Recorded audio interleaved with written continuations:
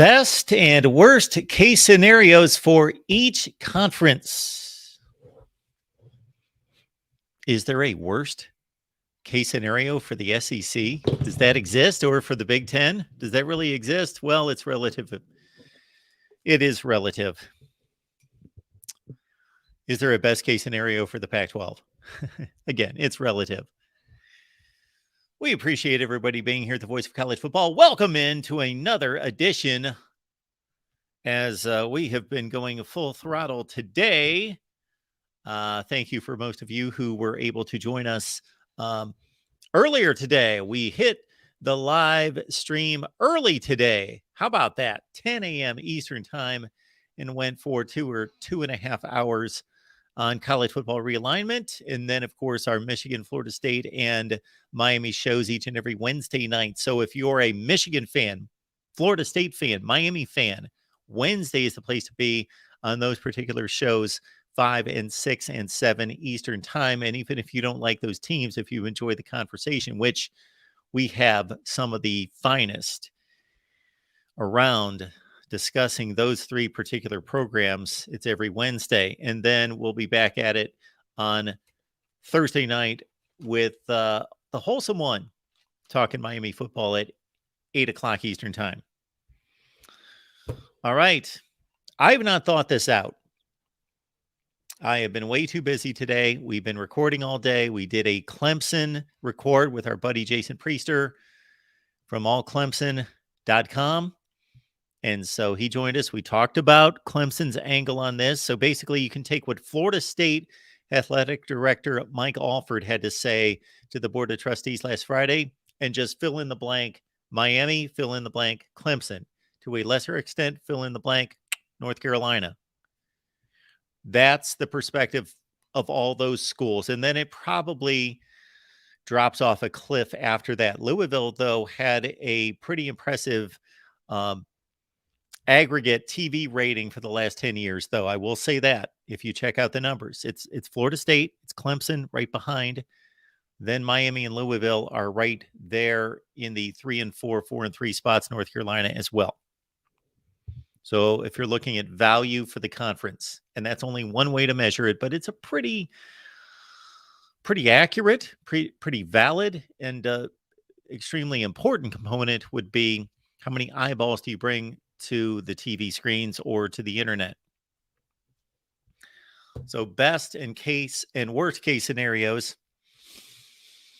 You have to bear with me tonight. I'm a bit punch drunk because I've been almost on the air from 10 until now, but we will make it through and we will have a good time. And of course, we will share our thoughts, my thoughts, but also I want to hear from you as well. So I'm going to lay out a conference and we're going to take it through in terms of best case scenario, worst case scenario.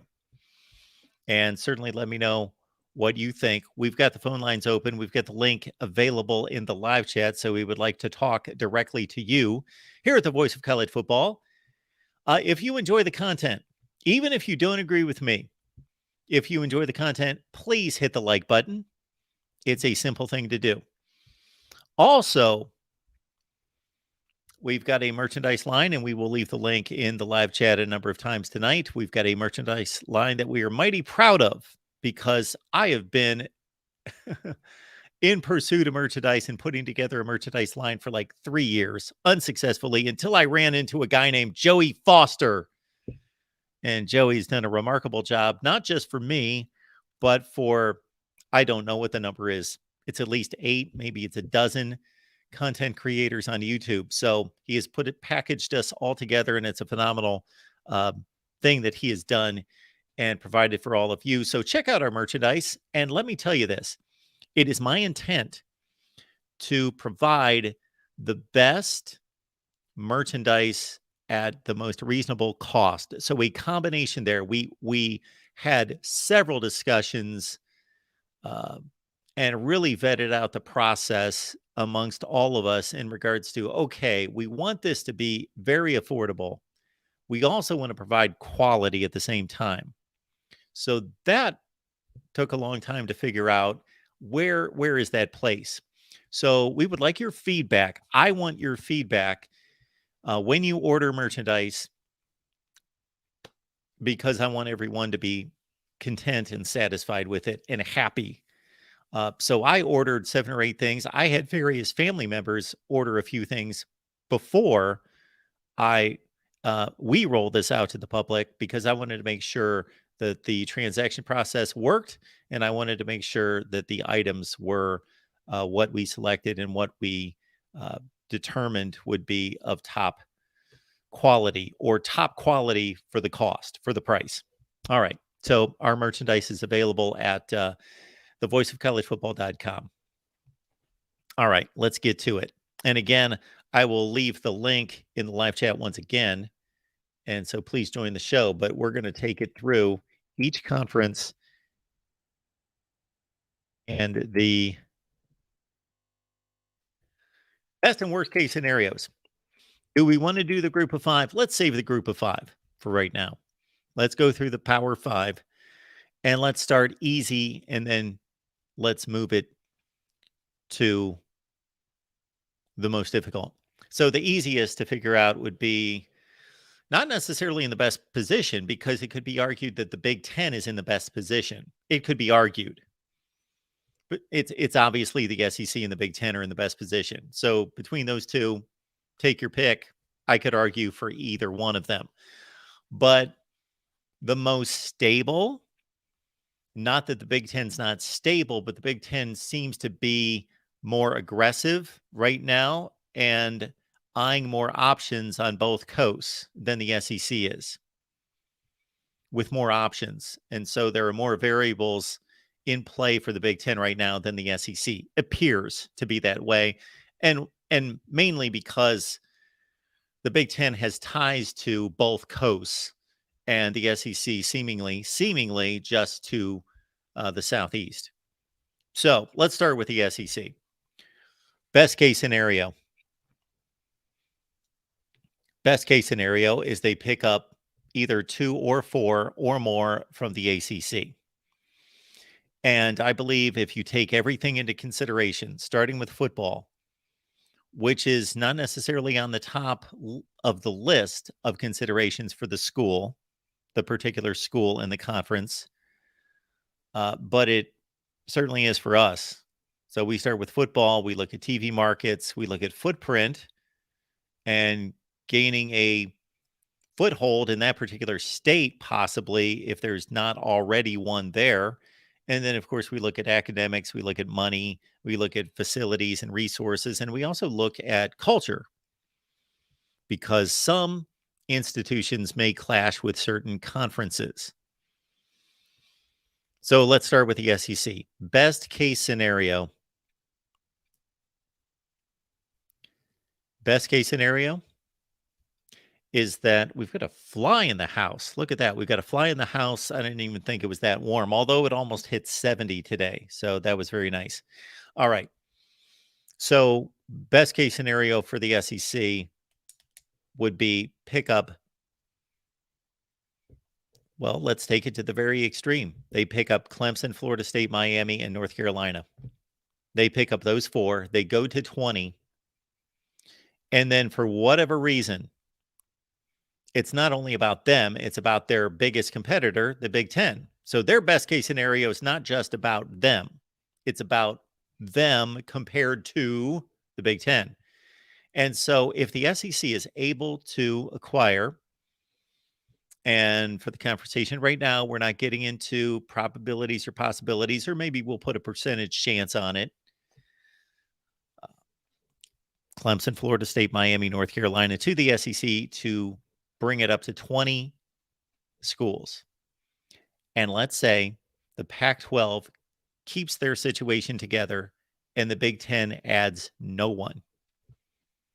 Best case scenario for the Big Ten. Let me know if there is a better case scenario for the SEC than to add those 4 schools and the Big Ten not add anyone. And may actually be better for the SEC, even though it would strengthen the ACC for the ACC to pick up Notre Dame. But obviously, if the ACC picks up Notre Dame, they're not losing those other schools because Notre Dame in no way would join the ACC without those 4 schools. So there's best case scenario for the SEC. Go out, get those 4 from the ACC. The Big Ten stands pat because the Pac-12 is stabilized. Okay. Worst case scenario for the SEC really has nothing to do with them. They're in great shape. They're in phenomenal shape. They are 16 strong. They are 16 strong to the point where the worst football playing school is Vanderbilt, without a doubt. After that, it's, in my estimation, Missouri. And I'm not talking about this current football team. I'm talking about their ability to win. Talking about their resources. I'm talking about their recruiting. It's Missouri.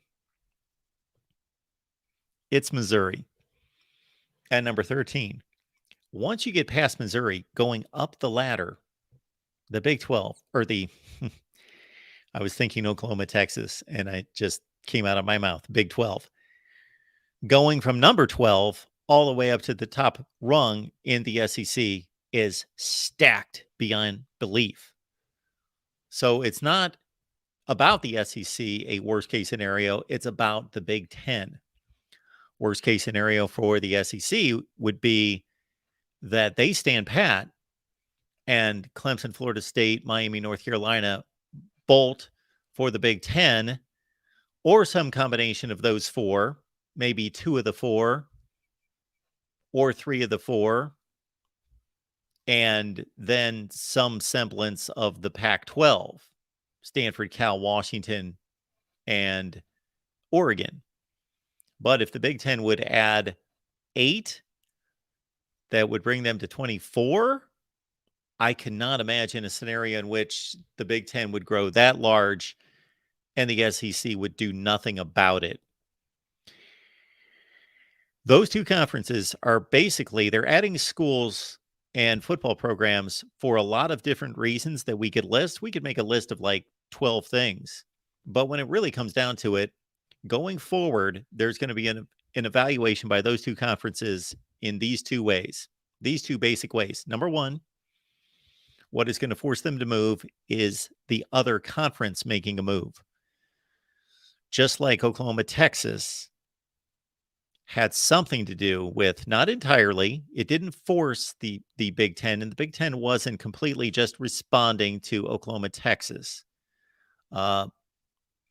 We don't know. Maybe the Big Ten would have still gone out, and they certainly, there is a reason, even without Oklahoma and Texas going to the SEC, for the Big Ten to do what it did in Southern California. But there is a portion of this that is punch, counter punch. That if either the SEC or Big Ten makes a big move, that the other one will most likely seriously will consider. They seriously will consider without a doubt, and most likely will make a move to counter it. They're very comparable leagues as it stands right now in 2024 and going forward. Not just from a football playing standpoint, where I would still consider right now the SEC to be the superior conference after 2024 if things stay the way they stand right now.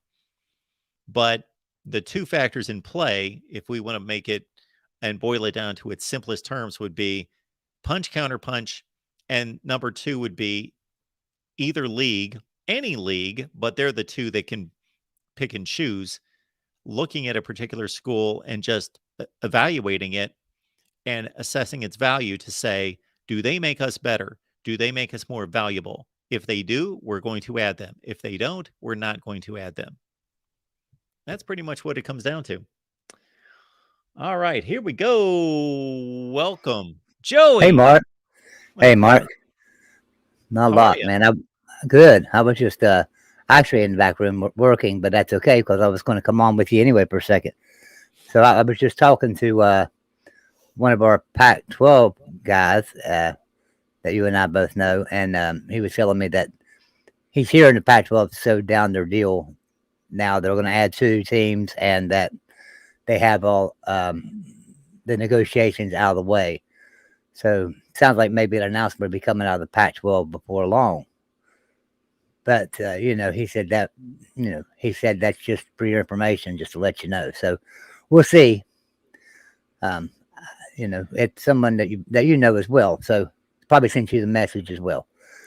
Anyway, Joey, while we got you there, you know what this reminded me of, since I was selling our merchandise just a second ago, that the last thing that I forgot to do before I sat down was I put this plain shirt on because I had the intent of doing this.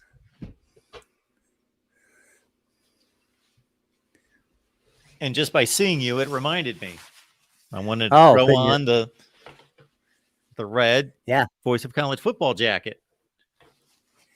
I love this. So we got the new merchandise store up, everyone, and it's had some great success just in the last couple of days. We just launched it. Really, we launched it 3 days ago. We started advertising it yesterday, and it's had some amazing response. And so if you've ever wanted anything, Voice of College Football on it, man, now's the time to get it. We also have discounts built in, so you can buy from Mark and buy 2 things and get a discount, or 3 things and get a bigger discount. Or you can buy something from Mark and then buy something from Golden Blue Dude, or something from Pigskin Pete. It's a whole network of YouTubers that have come together. So, and still get that discount. So, yeah, check it out. I'm sure one of the mods will post a link there in the chat for you guys. So, it's a great little store. We've worked real hard at it. We've been working on that store since about September. So, yeah, well, I've worked about that much on it. Joey's worked about that much. So Joey's being very kind to saying that we've been working very hard on it. Like this will put it into context that over the last 3 years, I worked a ton on merchandise and I've accomplished nothing. And then I turned things over to Joey. He took over and I worked about that much, and so much more got accomplished. Well, it's tough to find all the right stuff to do all that merchandise, isn't it? To get everything in line and be happy with all the products. Yeah, we're real happy with where the products are right now. There'll still be more changes, new things added and stuff. But back to college football, guys. So yeah, I'm like you. I think the Big Ten, SEC, both really stable. I don't know. We talked about this last night, you and I, that I don't know that Florida State and Clemson are going to have the money to do the buyout if they want it out. And then would they find a landing spot in the SEC and Big Ten? Would they even expand further right now? I think the next conference realignment will happen about 2030, 2031, maybe. I don't think anything's going to happen before then myself. I'm sure there's going to be talk about it. From here to Kingdom Come, there'll be talk about it. Once you get that pot stirring, my goodness, I remember we didn't even have this much conference realignment in 2012, and everybody talked about it for 3 years that it was going to happen more. So until they finally, was quiet about it. It is quite the maze to try to navigate and figure out. But like you say, if Florida State is just making a statement in the last week to try to nudge the ACC to give them some more money, I think we're a ways away from anything big happening. But they're putting it out there to say, hey, something's got to happen. We need help to compete. So if you want us around, and if you don't want to see this kind of get ugly, then let's see what we can do. I think what it's going to do is it's going to push ESPN back to the table with the ACC. I believe that's where it's going to end up, because the ESPN doesn't have anything to lose really in this if they go to the SEC. But if they go to the Big Ten, ESPN stands to lose a little bit. So I just don't. I think they'll come to the table and maybe renegotiate a little bit, and throw a little bit more in there for Florida State and Clemson and some of your bigger programs there. I don't know how true it is. I hadn't looked at the numbers. Tony was telling me that if you look at the numbers, UNC's like way down the list for revenue producing. So their cut would be very small if they start redoing everything like that. UNC would go down. So Yeah, I that don't know kind of how. surprises me. Yeah, it does me too. And actually, Tony didn't tell me that. Ty guy told me that after looking at Tony's chart. He was telling me he was looking at Tony's chart and telling me that. So Well, I didn't have the chart up in front of me. I would think North Carolina's response would be, okay, well, then we're going to do the same thing with men's basketball. And of course, that's not going to come anywhere close to evening things out, but it would help them, of course. Right. So if we talk about expansion, though, if we talk about Big 12, because they said they're going to head west. Let me turn my camera off, Mark. Turn my camera off. I'll stop buffering so much. They're talking about heading west and getting teams. Were they going after San Diego State? Maybe. Were they going after Fresno State? Maybe. Who knows? But I think what he's talking about is maybe in basketball. I really believe Big 12 is going to bring in Gonzaga in basketball. I think that's where the heading west is coming from in the Big 12. There's no one out west to add in football unless you're adding the four corners. And I don't believe you're going to get the four corners away from the Pac-12. I don't believe that. It could happen, but I don't believe it will. So, I will drop down in the back room. Didn't really have anything to discuss that much anyway. I'm just going to sit here and help you with bring up anything that might need to be brought up on the screen and stuff like that tonight. Appreciate it, Joey. Good to see you. All right. And as Joey has told us, as an ardent West Virginia supporter, just really, not going to say impossible, but next to no way that they get out of that blood oath that they've sworn to the Big 12. The Big 12, again, is an intriguing situation because when Oklahoma and Texas decided to do what they did, we were sitting here 8 months ago looking at the Big 12 and saying, they were the league that looked like it was coming apart. And I'm sure that there were a very tenuous few weeks there because I said it a number of times and it wasn't anything enlightening or revolutionary. But when these conferences start to come apart, then there's a crucial time where if you don't solidify what you've got by adding back, then if some of the more attractive members of that conference get picked off, like we heard, not that there was any validity to it, but we heard about maybe the Big Ten because of close proximity and because of basketball would go after maybe Kansas or Iowa State.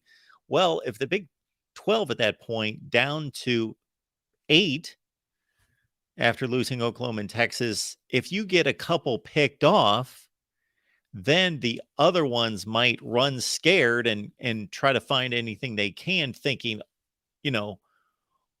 we're down to 8 and then so-and-so and so-and-so just left. We're down to 6. This league's coming apart. Then they scatter.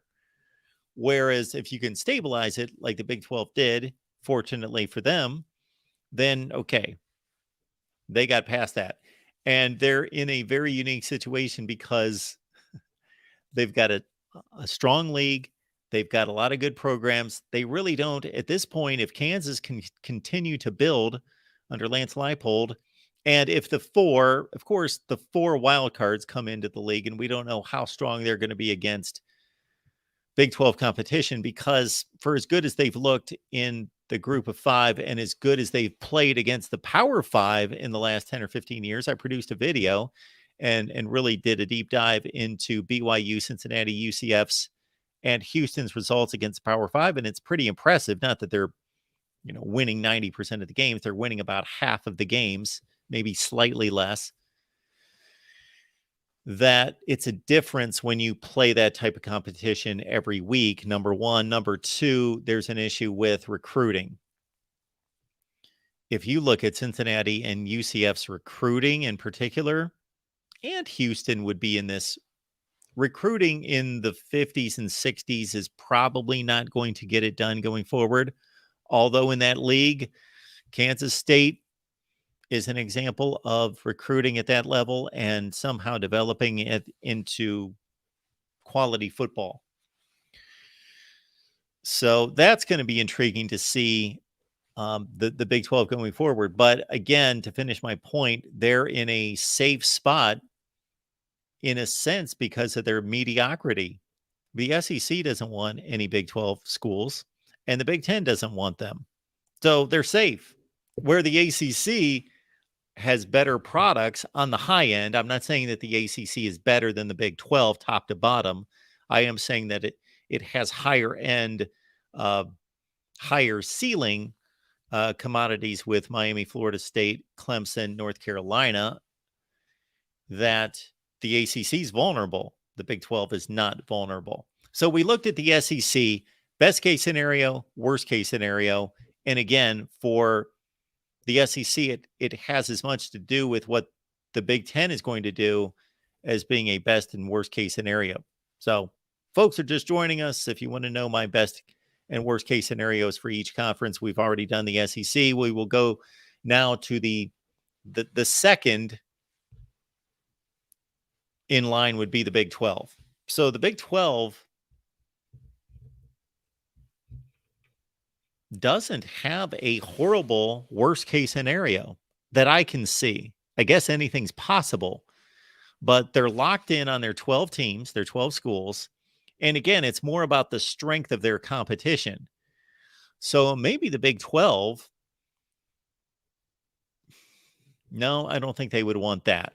They don't want the SEC and the Big 10 to gobble up everything else. And then there are 3 conferences, and 2 of them are massive.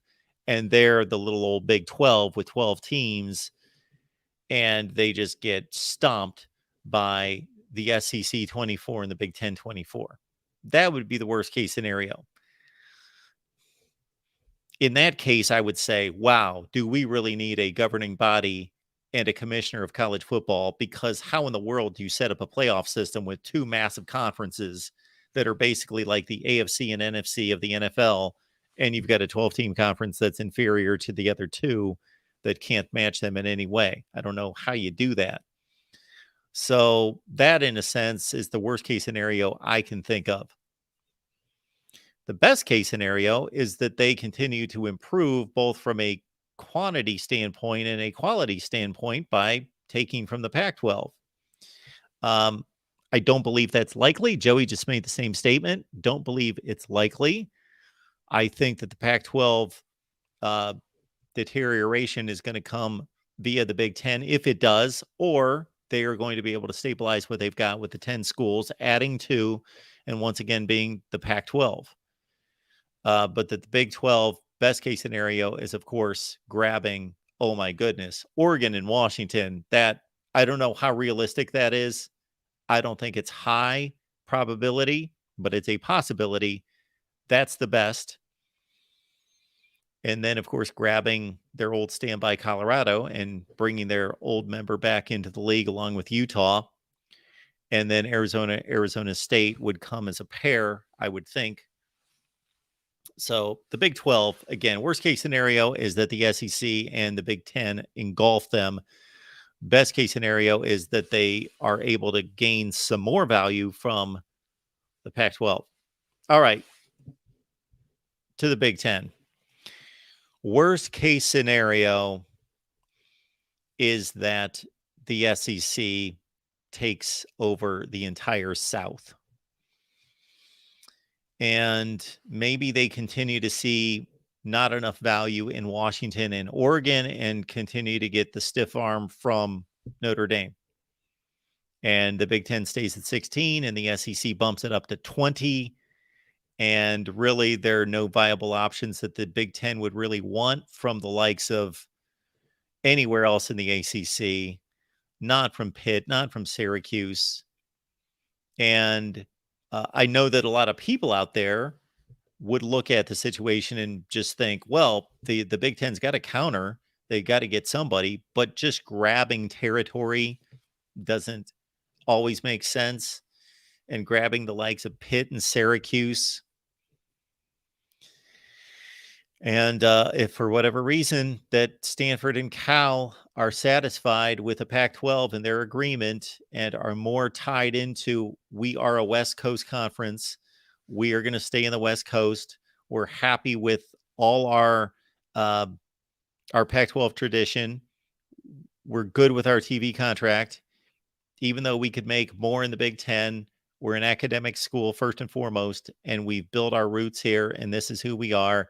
And it doesn't compare to our academic foundation here, and we're staying here. So the worst case scenario for the Big Ten is that the SEC expands in the Southeast with Clemson, Florida State, North Carolina, and Miami.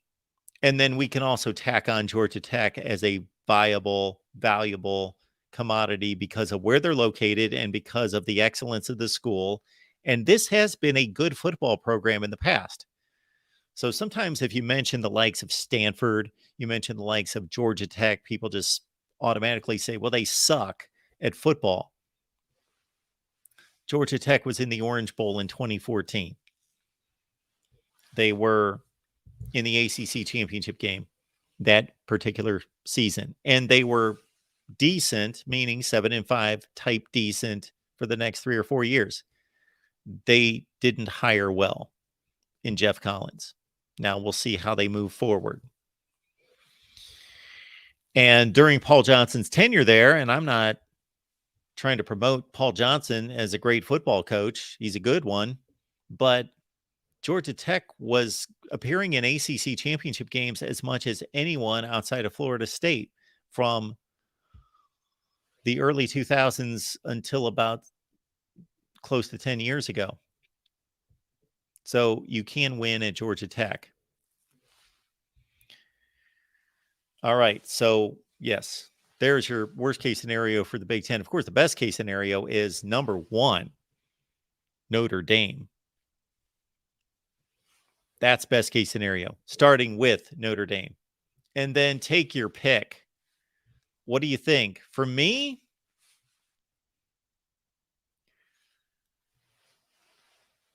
if we're selecting them by twos, for me, best case scenario for the Big Ten, Florida State, Miami.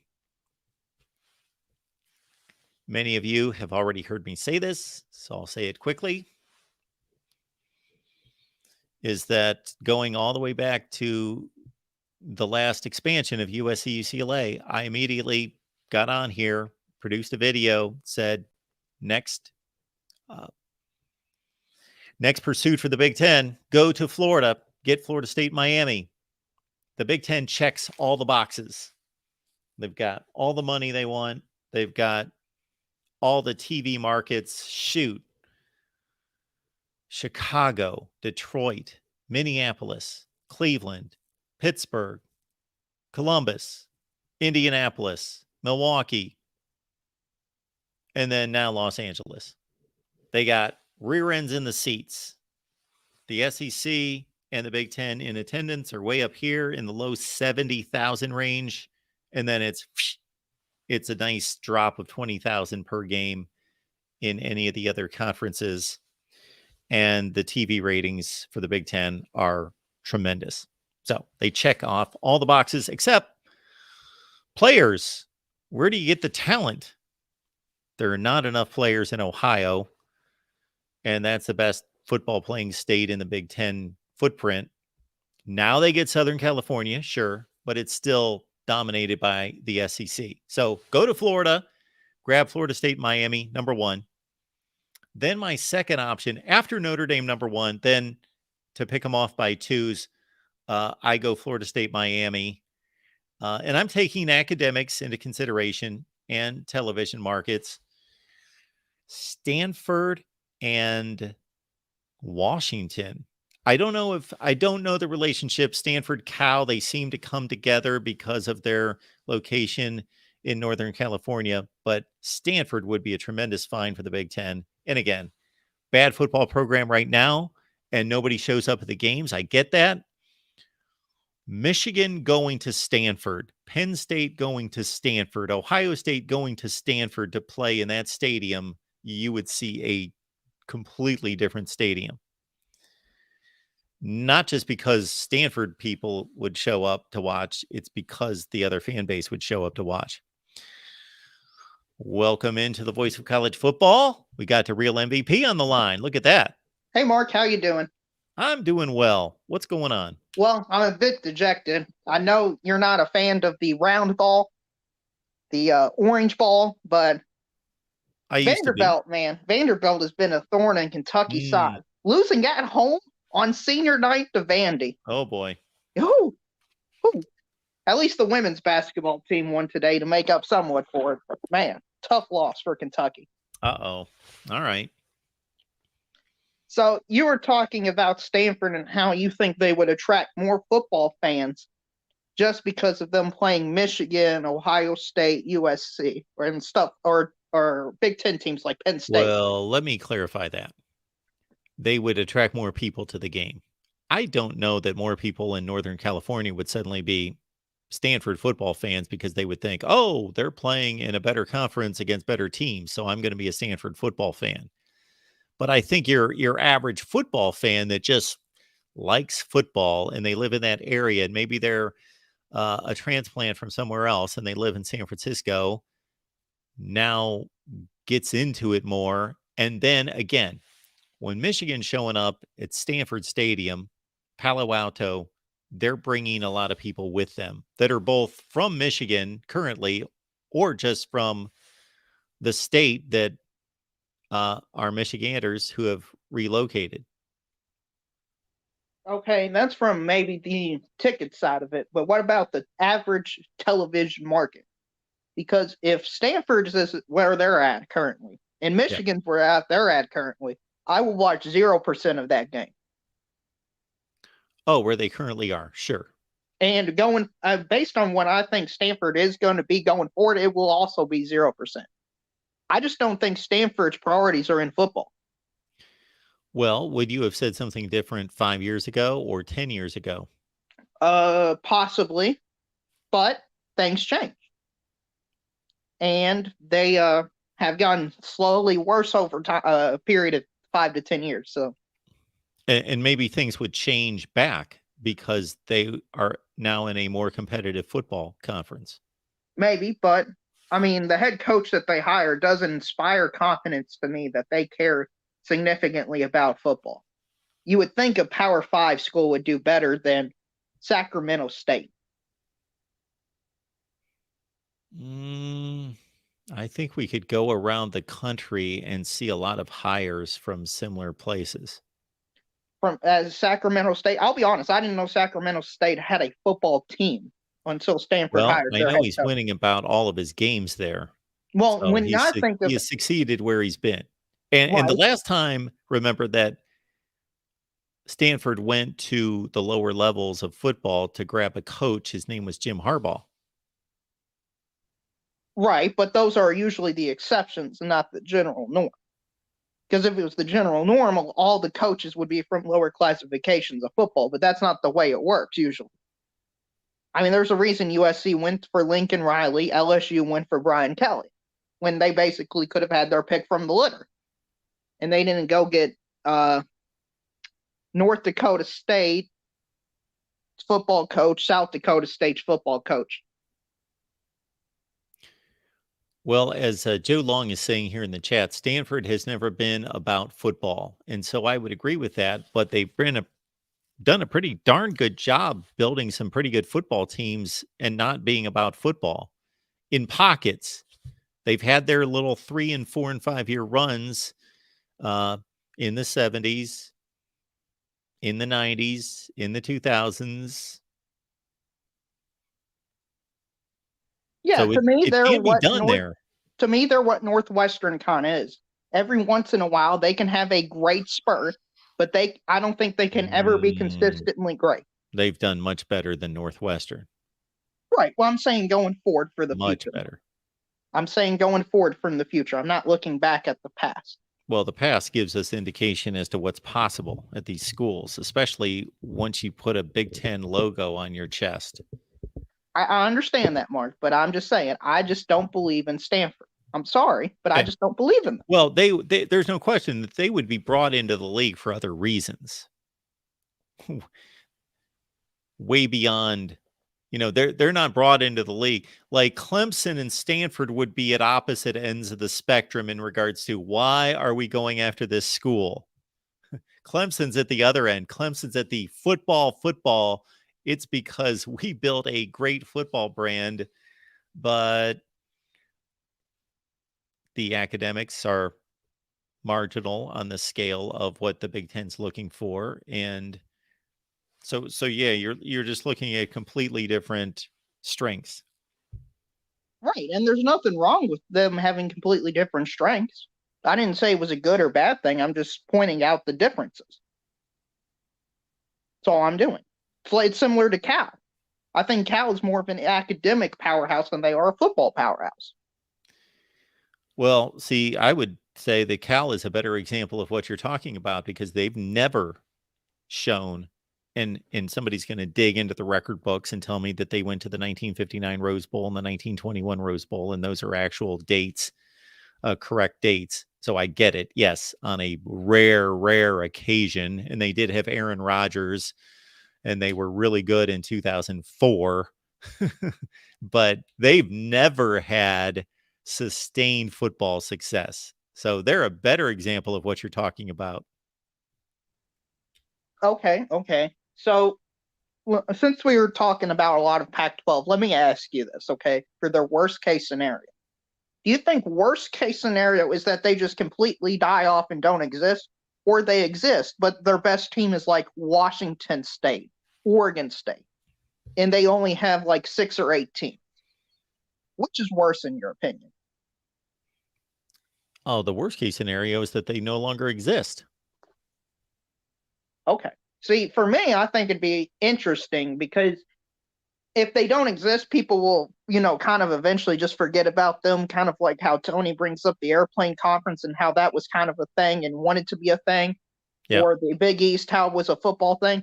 But if they're still lingering around, you still got this memory of what they used to be back in their glory days. Well, I got you. But if we're looking at the conference as a whole, what is the Pac-12 known for athletically? Well, they're known for they are the conference of champions. That is their tagline, but they're and that's true. They can legitimately say that because they have the most national championships. Now with USC and UCLA leaving, I don't know what it does to that number, but I still think they're number one.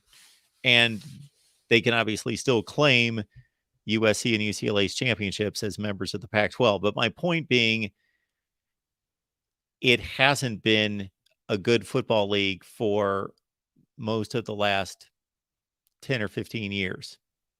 10 years. Right. I would say, 2014? 2015? Yeah.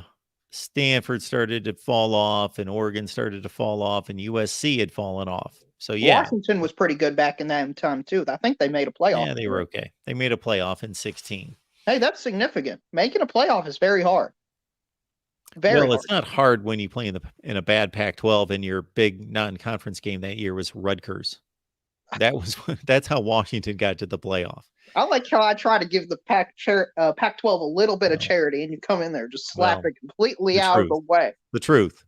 I guess it's the truth. I guess it is. So the Pac-12. Sorry, Connor, cover up your ears. The Pac-12 has been a bad football conference for roughly 10 years since Stanford went from a legitimate fringe top 5 team several seasons in a row to 8-4.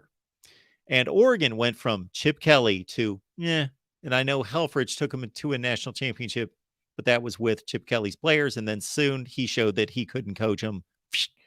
And USC, of course, went through probation and Lane Kiffin leaving or getting, fired on the tarmac and all that business and going through too many coaches and Sark's problems. And so your 3 great programs became, decent, okay, and nobody took up the slack. Washington bounced up there a little bit, but basically the Pac-12 that I've known as arguably, in many cases, many years, arguably the best conference in college football from the time I started watching in the late 70s up until 15 years ago, became no question the worst conference most of those years. And I know Pac-12 fans, you had a bounce back year this past season, and it was phenomenal, and you were really good, and you were credible. Well, But let's add why some were we context to that. pinpointing all that? I'm Really good. lost now. Well, we were talking about the Pac-12 and how they might not best exist. and worst case scenarios. Yes. I still believe that a Pac-12 that's still playing football, but whose strength is in sports like golf, baseball, water polo, tennis, fill in the blank, whatever else they're great in, is you would rather have an athletic conference, and you're still getting your conference champion to play in the national championship playoff. Yeah, but see, as a fan of college football, them with Washington State or Cal or Stanford being their best team going to the playoff, oh my goodness, Mark. Can you imagine that playoff game? I mean, Utah, Utah, would be their yes, but best. I don't think Utah is going to be able to consistently be as great as they have been the last few years. They're eventually going to have to fall back down. They're going to have a bad year eventually. Every team does. And probably lose their coach and not be able to replace him with one as good Right. as Kyle Whittingham. Right. Can you imagine how that playoff game would be? This is something else I wanted to bring up. There was this built-in assumption when making the playoffs that all these conferences would stay around. Yeah. And I think we're starting to learn that assumption might have been too early made. So what if for the playoff, the Pac-12 or the Big 12 or the ACC just completely goes away, or they merge and a conference is gone? What would happen to the playoff then? You have the same playoff. What's your scenario? That the Pac-12 and the ACC combine, and we've got 4 conferences? Right. Well, you've got an even better playoff standpoint from the standpoint that you eliminate a possible weak conference champion, because the combined champion at the Pac-12 and the ACC has to be at least as good as what those 2 conferences would produce, and most likely better. And then you eliminate the issue with trying to determine who the 4 seed is and the 5 seed, and just all 4 conference champions are the top seeds. Okay. I don't think from a competitive standpoint this will work at all, but I guess from a simplification standpoint, it would actually work out better, because all you would have to say is if you're the best, if you win your conference, you're automatically one of the top 4 seeds. So that would be a lot more simpler than TCU, who was I would say the best team in their conference this year, but because they didn't win their conference championship game, had to be the 5 seed. Does that make sense? Sure. Okay. So I talked about the worst case scenario. Do you think the best case scenario is a merger between these conferences? You think there could be a 3-conference merger between the ACC, Big 12, and Pac-12? Whoa. Yeah, let's just go all the way with the speculation, Mark. 36 teams in a conference? No, I think you would obviously get rid of a few of the quote-unquote lower teams, but could you make like one great conference if you combine the best parts of all 3 conferences to compete with the Big 10 and SEC? I need some historians to fact check me here, but I believe this is an accurate statement. I don't believe we've ever seen a conference boot a team. Maybe that happened in 1933, but I mean in major college athletics since television started, let's say. That's never happened. Well, I get you, Mark, but I just thought I would aren't we just speculating here? Yeah, we are. And that doesn't mean that it can't happen. That doesn't mean that there won't be a first. Right. So why not just go all in and say, what if this happens? So, I mean, how many people thought Oklahoma and Texas would go to the SEC just 5 years ago?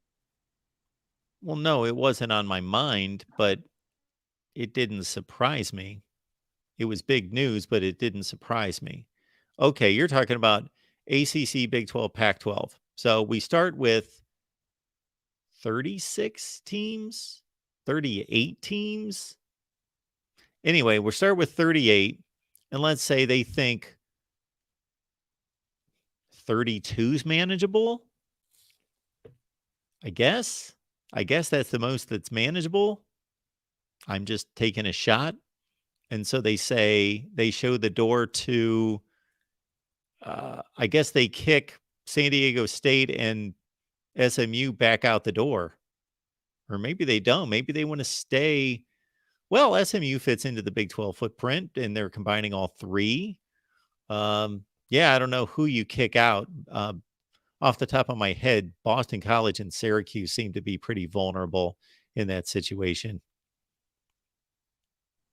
Okay, but do you think the best bits of all the 32-team league, do you think they would be competitive enough with the Big Ten and SEC? No.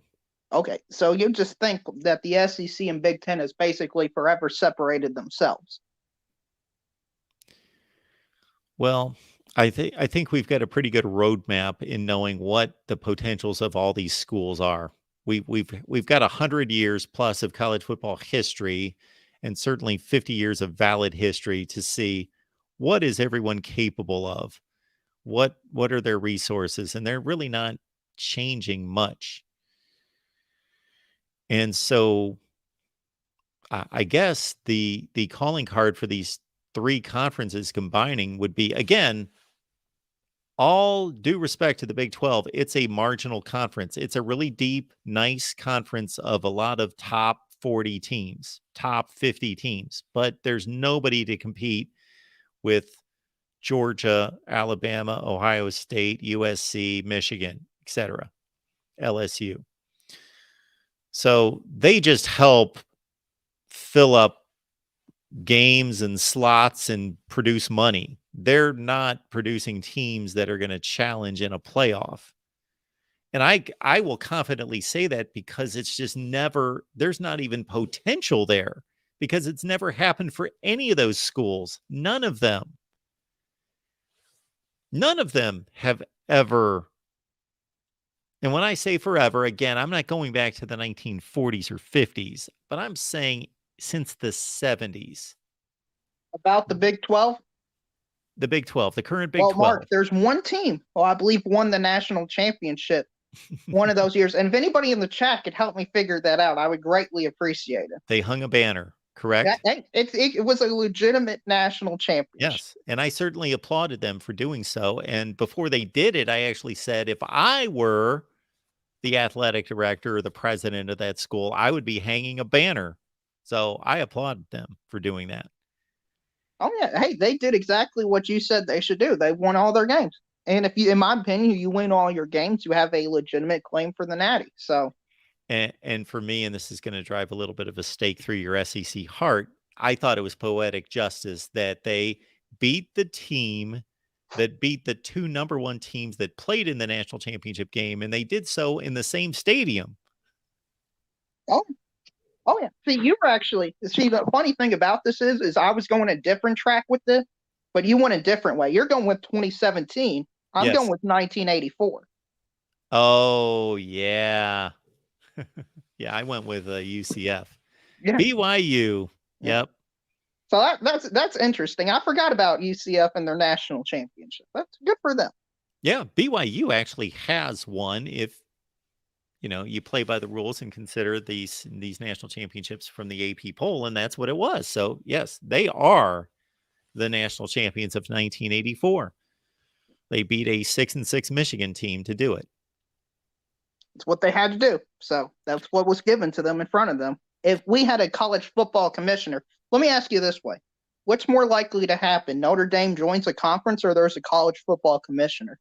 Notre Dame joins a conference. Okay. See, I think maybe the conference commissioner would force Notre Dame to join the conference. I just see them being so stubborn that I don't think they will ever join a conference. If they didn't do it in 2020, I just don't see it happening. I hear you.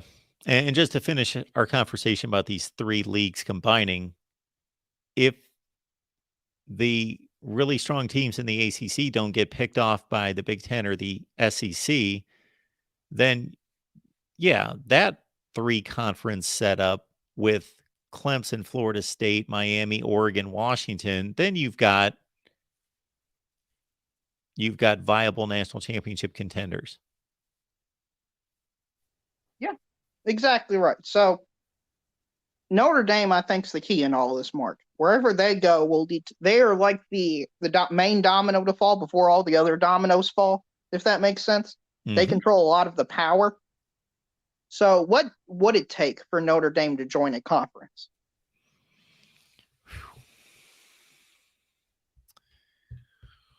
So we have to go back a couple sentences to what you said about a college football commissioner or a governing body that makes decisions that are best for the sport, and they would continue to make decisions that would freeze out Notre Dame and force them to join a conference.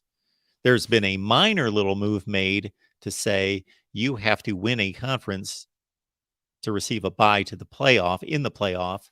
But that I don't think that's going to be enough to force Notre Dame just thinking, oh, by chance, if we're one of the 4 best teams in the country, we're going to have to play a first round playoff game. We get to play that at home and make money from it anyway. I don't think that's going to push them. It just sends a little bit of a message to say you're left out of this consideration because you don't belong to a conference. But I don't think that's going to do it. I have to think that there is someone in that administration that at least takes note of, oh, Big Ten and SEC teams make, I don't even know what their figure is. It's something like 15 to 20 million a year in TV revenue.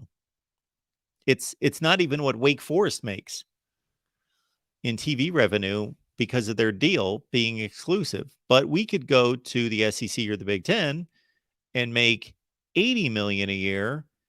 So let's say that's 60 more million than they're making, but that's compounded every year. 10 years from now, our school would have $600 more million. I just can't believe that doesn't at some point move someone to say, and schools invest money. They do things with the money to build it and grow it and make it even more. All we got to do is join a conference. Right. And thinking about it this way, if Florida State, their athletic director or president said, we can't compete with how little money we're getting, imagine what Notre Dame, how little they could compete going forward. Because they're going to receive less money than Florida State. They continue to. I'm going to look that up to see what their TV contract is. Right. And Notre Dame's in a much worse recruiting area than Florida State. Oh, sure. So if you got less money and less recruiting ability, it would follow up logically. You would be able to compete less than Florida State at a national level going forward. Although they are recruiting better than Florida State. Right. Well, I think that's currently. I don't know how much longer that will be sustainable. Now, the other consideration that may push them is for all this time, they have had this exclusive NBC deal where they have at least been able to, again, pound their chests and stick out their chests. We're Notre Dame. We're different than anybody else. We have our own major television network that only broadcasts Notre Dame games. Well, in 2024, that changes because the NBC television network now broadcasts Big Ten games. And before and after those Notre Dame games are going to be Big Ten games. I believe it depends on the broadcast windows because sometimes Notre Dame's going to be at night. Sometimes they're going to be the, let's say, 3:30 game. But suddenly their TV, their special little partnership with NBC, it no longer exists. We got to share time with the Big Ten. They're going to be promoting Big Ten games during our game. Right. And they also, Notre Dame has always, to me, has just been thrown into a time spot. They get weird time spots.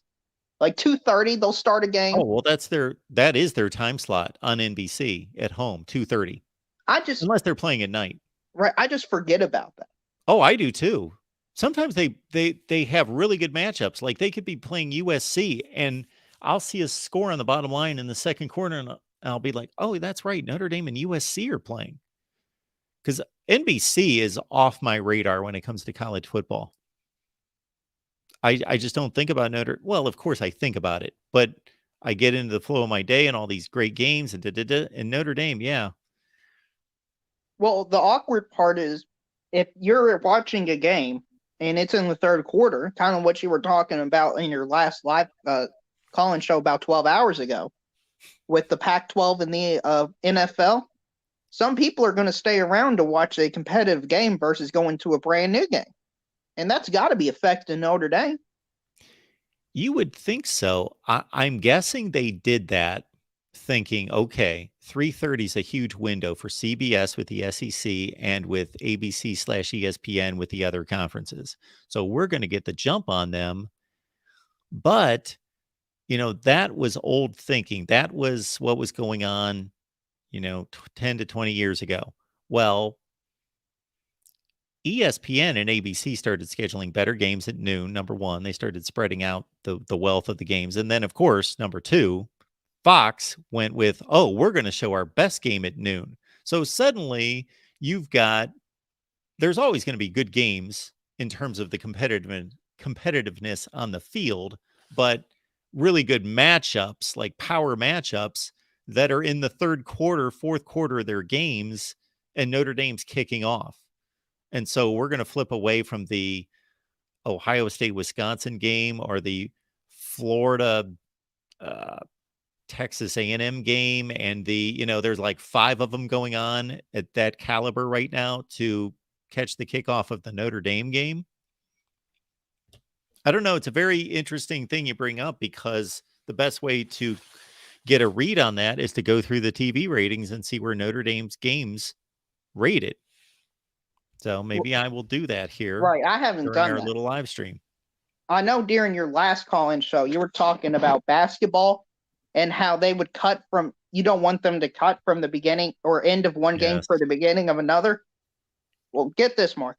Last week, I believe, Arizona State played Arizona. Fourth quarter was like a tie game. They cut out of that game. They put that game on the internet, CBS.com, okay? And they put Kentucky-Auburn to start the tip-off of it. Okay. Arizona and Arizona State got cut for Auburn, Kentucky, the start of it. And I'm just like, why? I invested 2 hours into this game, and you're going to cut it. It was a great finish. It was a buzzer beater from half court. Arizona State upset Arizona. Why So kick your main game off? Yes, you just gave us a real life example of what I was talking about the other day. You're actually even a Kentucky fan and love Kentucky. Yes, I do. Most likely, you would have joined that game, and it would have been like 7-4. Yes, so I'm guessing that you would have been okay that you catch the ending of this awesome game, and you get to your game, and it's like 7-4. So who cares? Okay, I'll watch the rest of the game. Exactly. Exactly. No offense to basketball, but the start of basketball games, how much do they really matter? Because any team can get hot at any point and bring them right back to even. So it just made no sense to me. But I thought that was interesting, an example to bring up. But Mark, I think that's all I got for you today. So I'll see you next time. I appreciate it, man. Thank you so much. The real MVP. Now we're going to keep it moving here at the Voice of College Football. And before I take this call, of course, we got Zach T here. Thank you so much for the contribution. And of course, Zach is a Utah fan. And the first Zach that comes to mind besides Zach T connected to Utah football is, of course, Zach Moss, the tremendous running back who is playing for who now? The Denver Broncos? All right. Zach says, I'm pretty surprised that the Utes aren't more popular at this point to transfer to another Power 5. As far as results in the Pac-12 the past 5 years, yes, the results are there. Man, they've been to how many consecutive Pac-12 championship games? 2022, of course. They won the Pac-12 championship. They beat Oregon in 21. In 20, well, that was a strange season. They didn't make it. That was Oregon, USC. But they made it in 19. They lost to Oregon. And then in 18, they lost to Washington. So in full seasons, they've made it to 4 consecutive Pac-12 championship games. Yes, Utah, it's amazing what they've done as the elite in that group of 5. We didn't call it the group of 5 at the time. I forget what we called it in the BCS era, but that high-level group of 5 transition to the Pac-12 took them a couple years to acclimate, and they've taken off ever since, and finally made it to a Pac-12 championship game and then won Pac-12 championship games. All right. We will get to our next call, which is Samuel's on the line. Hey, Samuel. Hey, Mark. I've occasionally come in and watch the show. I also I don't know why it's not displaying on my call. I think it's because it's connected to my email and not my YouTube channel, but I'm college football with Sam, and I actually just made a video today talking about the Big Ten and sharing my thoughts for a few minutes on expansion and all that. And I do find it interesting going back to the super chat that you got about Utah. And I do kind of wonder why, outside of the obvious being like revenue, but for winning record and for competition purposes, I would much rather have, let's say, a Utah, at least from my personal fan perspective, than California or Stanford. And Oh, Utah is absolutely. an AAU school, so I don't know why they would be considered or why they aren't a part of the conversation. But it sounds Well, like I can they're. only tell you why Stanford and Cal. I cannot tell you as well what is holding Utah back, but I don't think anything necessarily is holding Utah back. It's just the academic standing of Cal and Stanford is extremely attractive to the Big Ten. Yeah, which I mean is sort of from a personal fan perspective unfortunate because Utah, they're listed as an AAU school and really winning football like what you just mentioned, full seasons, 4 of them in a row. They've been to the Pac-12 championship game, and the past 2 they've dominated in beautiful fashion. So, Sam, you bring up some good points, and I'll add some. In terms of the AAU status, I had heard that, but I didn't remember that they were AAU members. So that's a big deal for the Big Ten, and they desire that. So that's a check. And then not having a professional football team in the state.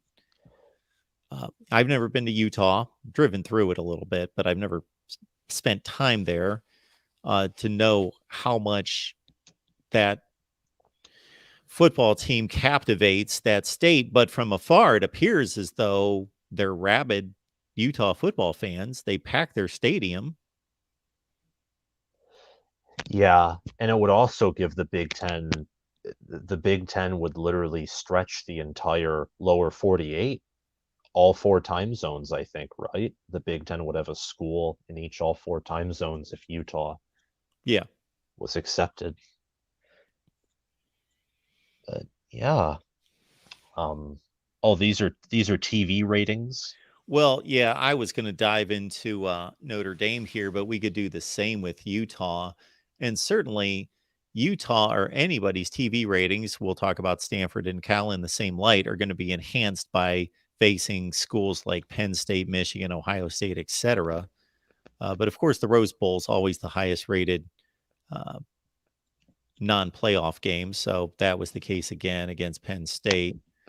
Let's see, Utah's the conference championship game we really can't take into consideration because even though the Pac-12 championship game has no competition on Friday night, it's always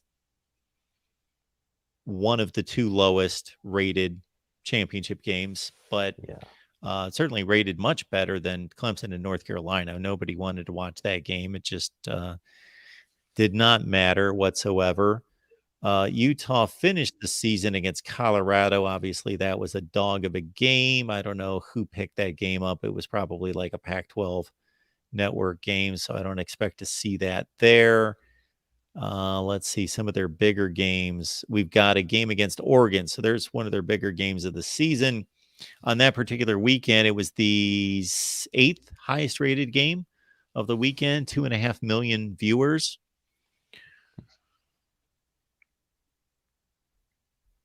Let's see. The week before, we've got Utah. Can you guys see this? Because I can't see the screen when I'm scrolling all this business. Okay. It looks like you can. The week before, I don't know who Utah played. They played Stanford. Well, Stanford was lousy. That was an ESPN. Well, that was a. I'm curious about these late games on the West Coast because when I say late games on the West Coast, they're not late. They're primetime games. I would think that they would rate better because the area of the country that's most interested has a primetime game. But that doesn't seem to be the case. It's not the case. The 10 p.m. games always the lower rated games. So Yeah. And I think, like, I don't know if this point relates, but I think that the Pac-12 this coming season is going to be incredibly deep, incredibly strong. It's going to have just phenomenal quarterback and skill position play, and it's going to be some really fun football to watch. But it doesn't seem like, from a TV revenue perspective or from an ability to prop themselves up and keep themselves in national light, it just doesn't seem they can get it done. I mean, do you think that they'll be able to get together a media rights deal, or do you think it's going to all kind of just fall apart like how it seems to be right now?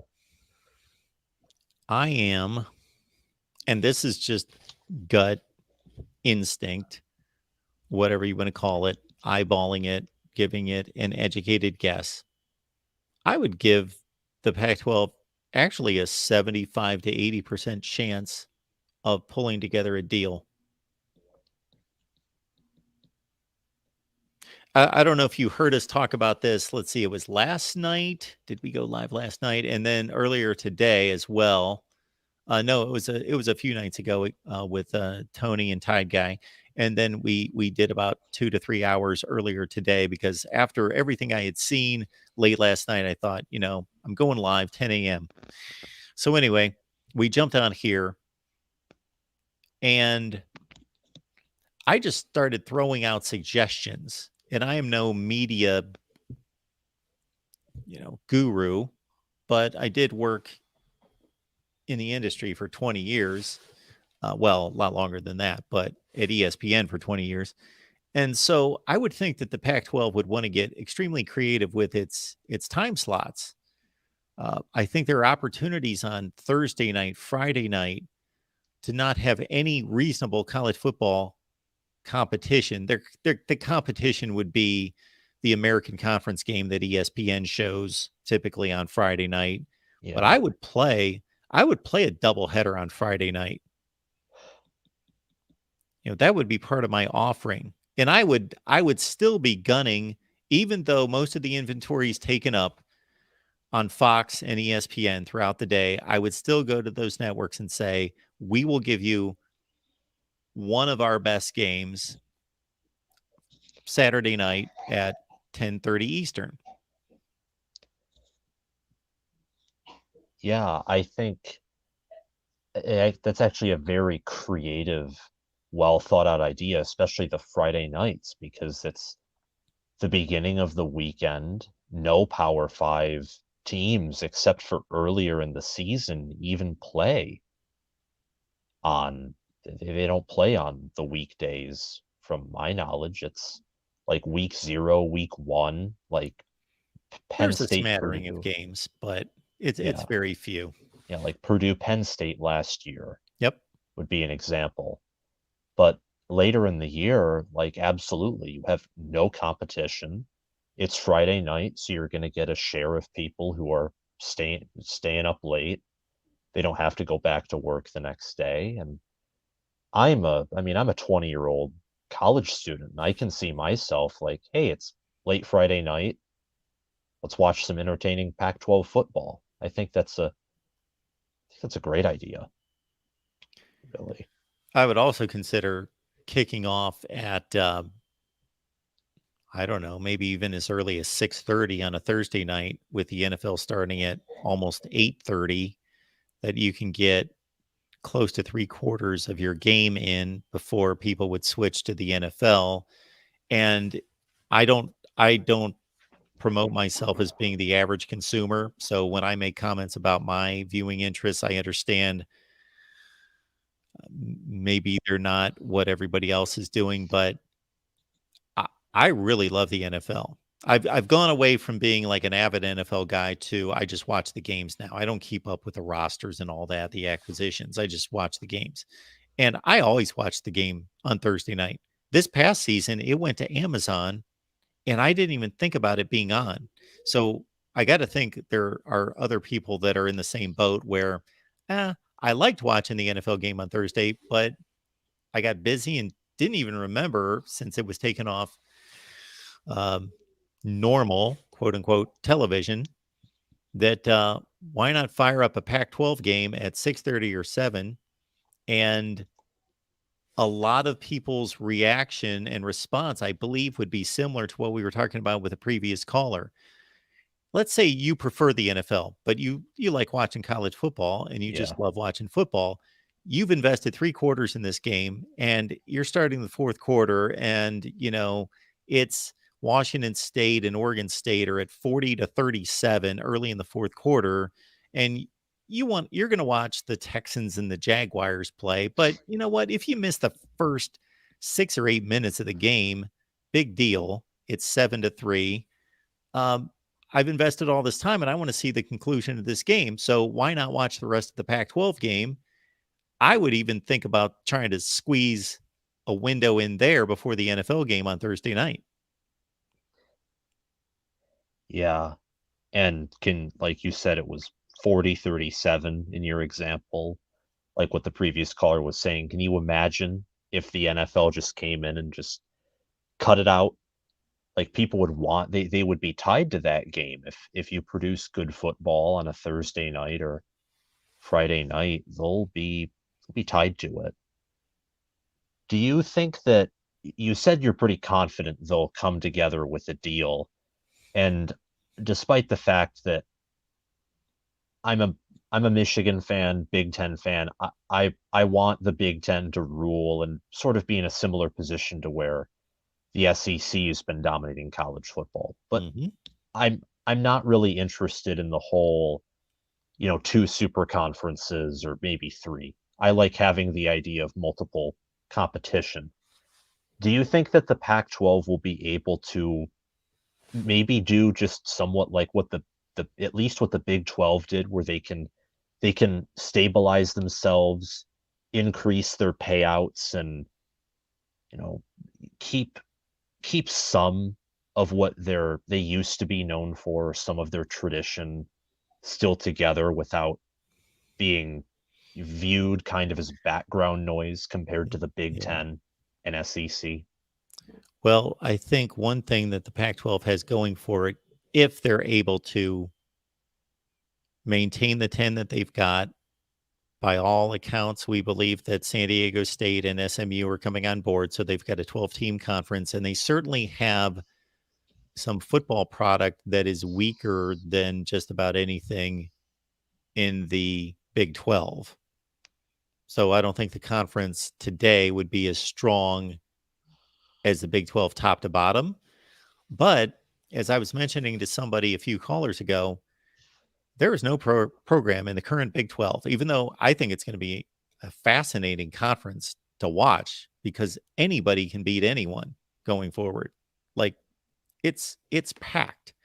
It's packed with, I'd like to be kinder than this, but mediocrity.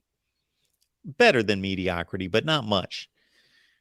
Decent teams, decent programs. The Pac-12 still would have those 2 schools, Oregon and Washington, that have shown that when they have the right coach and they're focused and they're pouring their resources in the right direction, that they can be near elite. Yeah. I think Washington's going to reach that near elite level.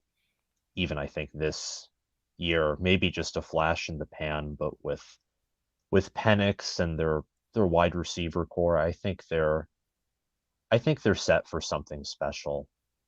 But yeah, thank you for responding to my questions and insight. I try and watch, whether it's this channel or Josh Pate's Late Kick show, whatever I can get my hands on, along with articles and doing my own research. I just find this whole realignment thing fascinating. Yeah. I'm only 20, so I'm, far less experienced, far less history with the sport than you do, and the changes that I'm seeing, it's some of it's kind of mind-boggling. Mm-hmm. But yeah, the Big 12, there's no Texas, there's no Oklahoma, so there's kind of that cool feeling of chaos, like what you were saying, anyone can beat anyone. And I think the last question I would have is about the ACC. And I heard a little bit about this with your previous caller mentioning like Notre Dame. The ACC, they have Miami, they have Florida State, they have Clemson. Notre Dame, from my mind, and maybe this is a wrong perspective, seems to be tied to them in everything but name only. So they have a recruiting base in the South. They have good reputation. It seems to me that a lot of their problems with revenue, if I'm not mistaken, don't they revolve around a long-term TV deal that they made that was kind of a bad deal, and that's kind of just got them cemented in this uncomfortable position? Are you talking about the ACC or Notre Dame? The ACC. Oh yeah, absolutely. The ACC traded um, a high ceiling. They traded potential. They traded um, income or revenue in a ever growing, expanding sport. They traded that for security, the Oh, security of wow. a long term contract. Ooh, yeah. Yep. Do you think that if they can somehow get out of that, they can just be set with the recruiting base they have, with the programs they have, and kind of try to maintain that same footing with like the SEC and Big Ten, as Clemson and Florida State have shown us in recent years that they can and will compete and win? So the ACC's in a strange position from the standpoint that they seemingly do have this security of this grant of rights that is nearly impossible to break. Some would say that it is impossible to break, but I don't believe that that word is viable most of the time, that there are ways that they have the security of keeping these schools locked up aside from just tremendous litigation that would ensue to get them out of this contract that I don't know that these schools are willing to fight through, that they've got this locked in till 2036, but at the same time, and the amount of money that it takes to break the contract lessens each year because there's less time on the contract. But the ACC, so they have that security of almost having everyone locked up or almost guaranteeing that they will be able to maintain their conference for the next 12 years. But what happens? How do they increase the value of this league before they get to the end of the line and watch everybody scatter?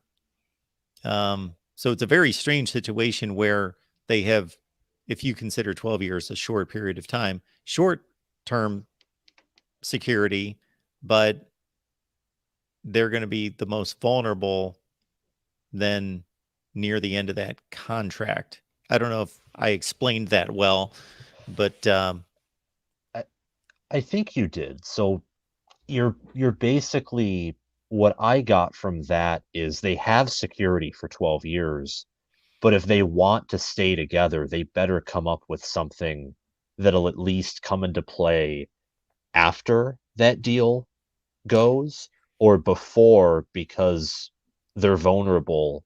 And once that grant of rights, whenever that falls apart, the conference could instantaneously fall apart because of the trade for security and guaranteed lower revenue in exchange for that potential of a higher investment and higher payout. so right now,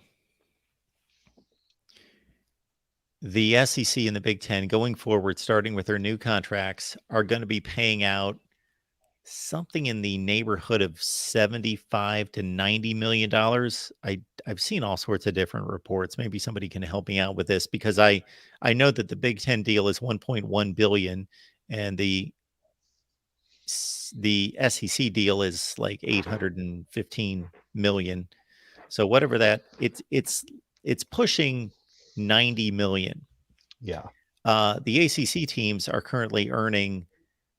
So we got to be careful with this figure too, because I think the average is only like 32 million, but it is, to its credit, at least it's ascending. The contract's not every year 32 million, 32 million, 32 million. It's ascending every year. So they've gotten past the worst portion of this contract, and it's at least increasing per year. Now, not enough, but it's increasing. So it's something like 38 million right now. So my thought is that schools that really care about competing in football at the highest level, like Florida State, are saying, how in the world can we continue to earn $40 million less than the schools that we're competing with on a national level and continue to compete? But if the ACC and their grant of rights is as ironclad as a lot of legal people say that it is, and they've got those schools locked up, once we get to the end of the line, I don't see how the ACC can hold that together, because the likes of Florida State and Miami will have had so much pent up resentment if things don't change, that they're going to bolt for the best offer that they get from the Big Ten or the SEC. That there's no way that I can see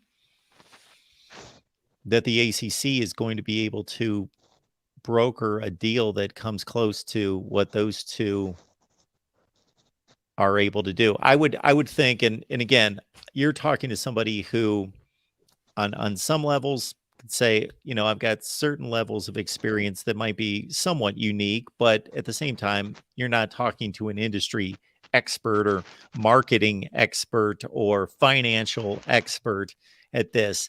I would think one thing that the ACC wants to do is, number one, they want to show a good faith, and more than a good faith, a tangible kind of offer to the likes of their best programs, Florida State, Miami. So those, as you well know, those programs are disgruntled because, number one, they're making far less than their counterparts in the SEC and the Big Ten, but also because they think, okay, well, we're bringing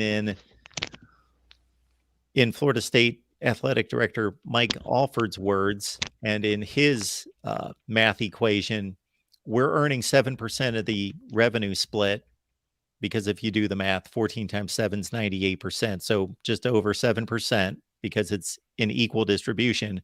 But we account for over 15% of the revenue. Oh, yeah. So what are you going to do about that?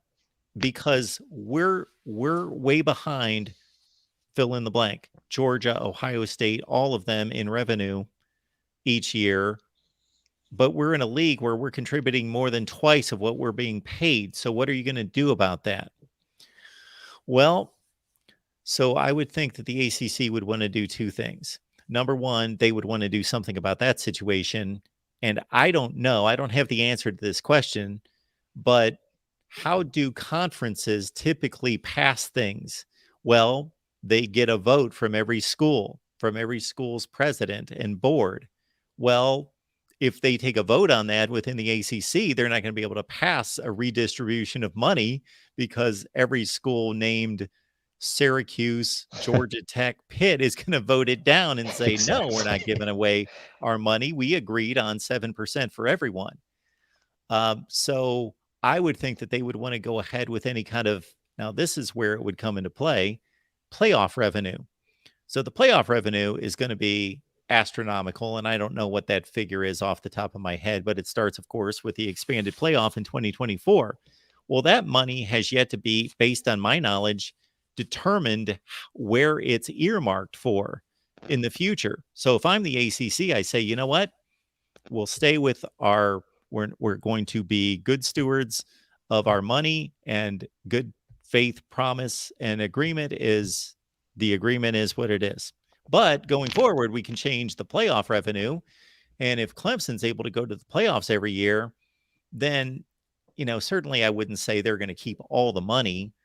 But for example, I know in the Big Ten, all the bowl money is distributed equally to everyone.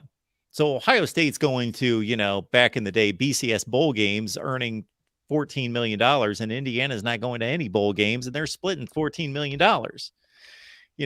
when it's all thrown into the same pot. So I would say if I was the ACC, we're not doing that. We're going to reward our best programs that make the playoffs, and they're going to make 80% of that cut, and we'll split the other 20% among the other 13 teams that don't make the playoff, and give incentive to Florida State, Clemson, Miami going forward to show, okay, we're investing in you for the future.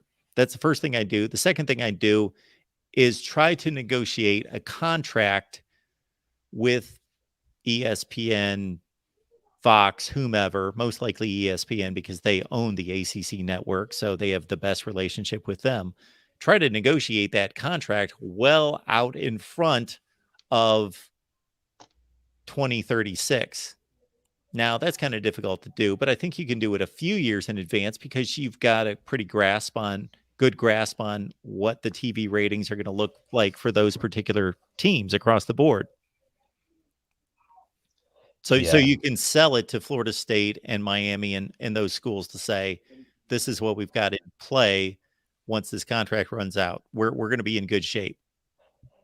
Yeah, I think like you said, you're not like officially a media expert, but I think in saying that, at the same time, part of me feels like you're not giving yourself enough credit, because if the deal is as ironclad as some legal people say it is, I think that would be a great way, or at least a great attempt, to try and get the programs who are committed to football and who perform well and use their resources efficiently on the field, and get them to stay while that whole deal works out. Because that deal being ironclad, and if it is impossible to break, which, what Lincoln Riley leaving for USC, and it's not the same thing, but taught me about college football, is that there's so much more possible than we might think. But it is kind of sad in a certain sense, because like the ACC has Miami, Florida State, and Clemson.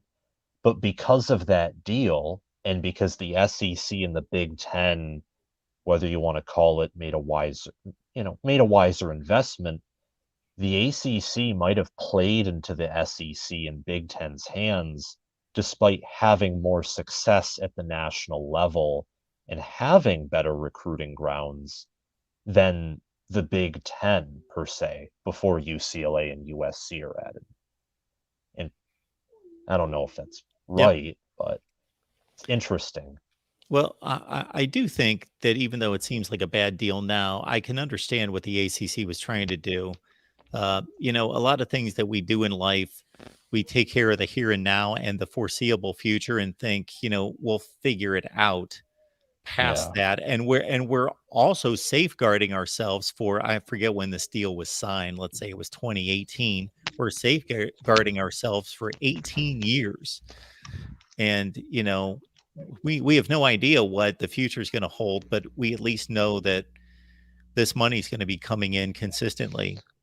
And we're going to tie all of our member institutions. You got to figure at that point, they had lost Maryland only 3 to 4 years prior to that contract starting. So they had already had a defection to the Big Ten. So they'd already seen, okay, Maryland jumped to the Big Ten, and they were willing to pay like $35 million to leave and not even think about it, and even take a smaller cut from the Big Ten that still exists today, which fascinates me, that Maryland almost 10 years after joining the Big Ten, is still taking in a smaller slice of the pie than everybody else in the conference, not named Rutgers, that's in the same boat that they are. Yeah. So the ACC was also, as many of us do, they were also responding to what just happened and safeguarding against, okay, Maryland just jumped. Who else may jump that have a lot more resources than they do? Yeah. That's very good insight. I think that's all I have to say. I didn't realize how much time I was Oh, taking that's up, okay. but college football is fun to talk about. Absolutely. Yeah. Before I go, though, I want to answer the super chat. Mark, can you please tell Sam Michigan is not a top 10 preseason Whoa. team? Well, Nick, here's the thing. I think the way Michigan's been recruiting, and they might change this, and with how they've used the portal, this may not matter a whole lot in 2024. I don't think Michigan as a program, like long term, is at this not even close to this dynasty level that some may make it out to be. But I think that they're number 3 in returning production when you look at only Power 5 teams. Yep. They return so many starters in offense and defense. They could have the best 2 running backs in the country in the same backfield, though others can certainly, Ohio State, if they're healthy, Penn State, they have good running back rooms too that can contend at that elite level. I don't see how Michigan could not be a top 10 team, especially with staff continuity, unless something went horrifically wrong. I mean, from what I released a top 25 video 2 days ago, and I assume this comment might be coming from the fact that I think Michigan they're my number 1 team.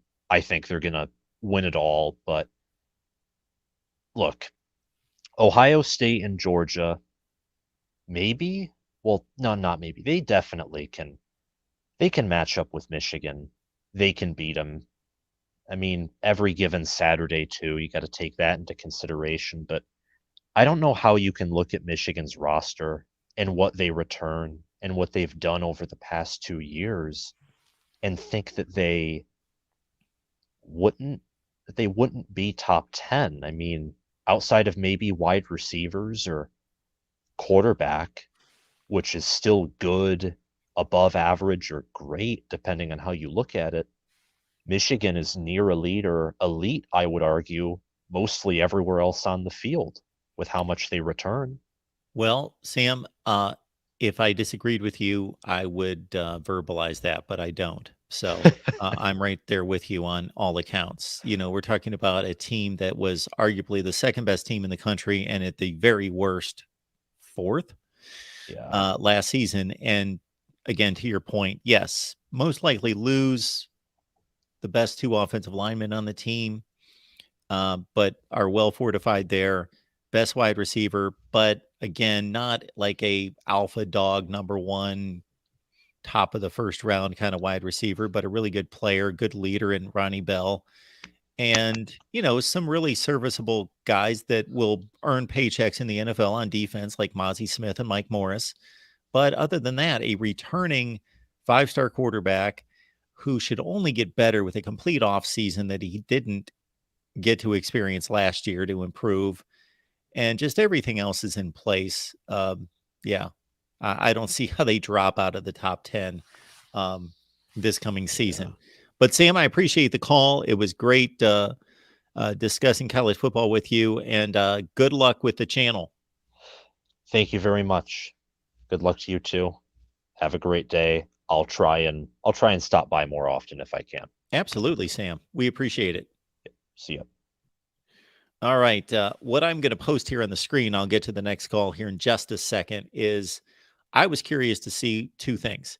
I was curious to see Notre Dame and where they stand in the rankings in the TV ratings each week, number 1. And number 2, I'm going to bypass the first few weeks of the season because I'm looking at the Pac-12, and when they're playing Georgia and fill in the blank Florida, that doesn't really give us a good measure because those are just huge non-conference games, and we don't really know who's drawing the audience. So once we get to the Pac-12 conference games, we can compare them to the other 4 conferences. So I'm going to kind of scroll through and look at that. But Nick, thank you so much for the super chat. Mr. David Greenshield's on the line. David, how you doing? How you doing, Mark?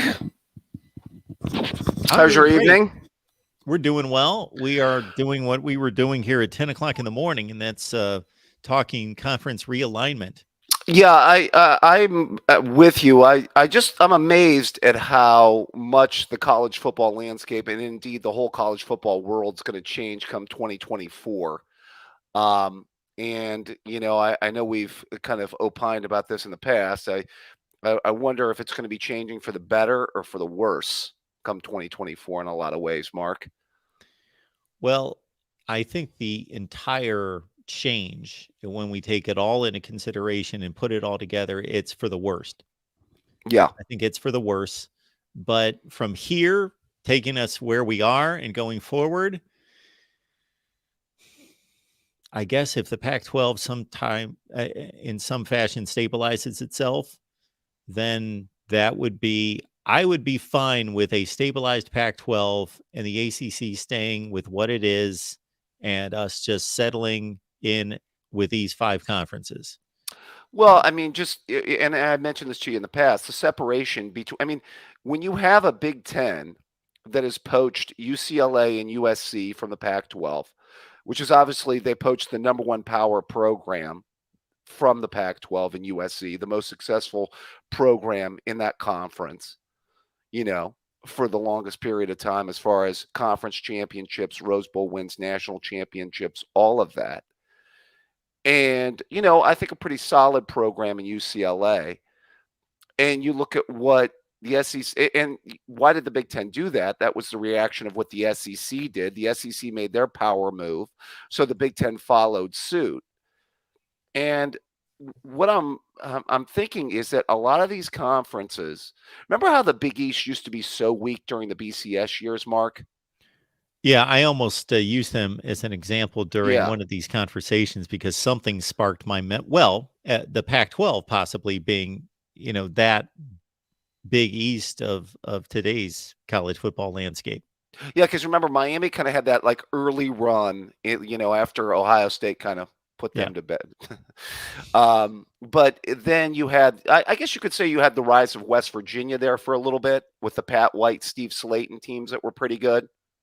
Yeah, they performed extremely well in postseason play. I don't know how good they truly were, and Joey's not going to like me for saying this because they were excellent football teams. 2005, 2007, some other years, excellent football teams. So I'm not discarding them as like a legit top 10 team. I don't know that they were elite because they were playing in an extremely weak conference compared to the other conferences. But to their credit, they showed up against Georgia. They beat the SEC champion that year. And I was always told you should get medals for that. I mean, in 2005. Yeah, that's a lifetime achievement award right there. Right.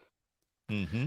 And then they beat, it was a really good Sam Bradford, Oklahoma team in 2007. Yeah. And it took them to the woodshed, by the way. Yeah. Oh, they whipped them. 48-28, I think was the final. Yeah.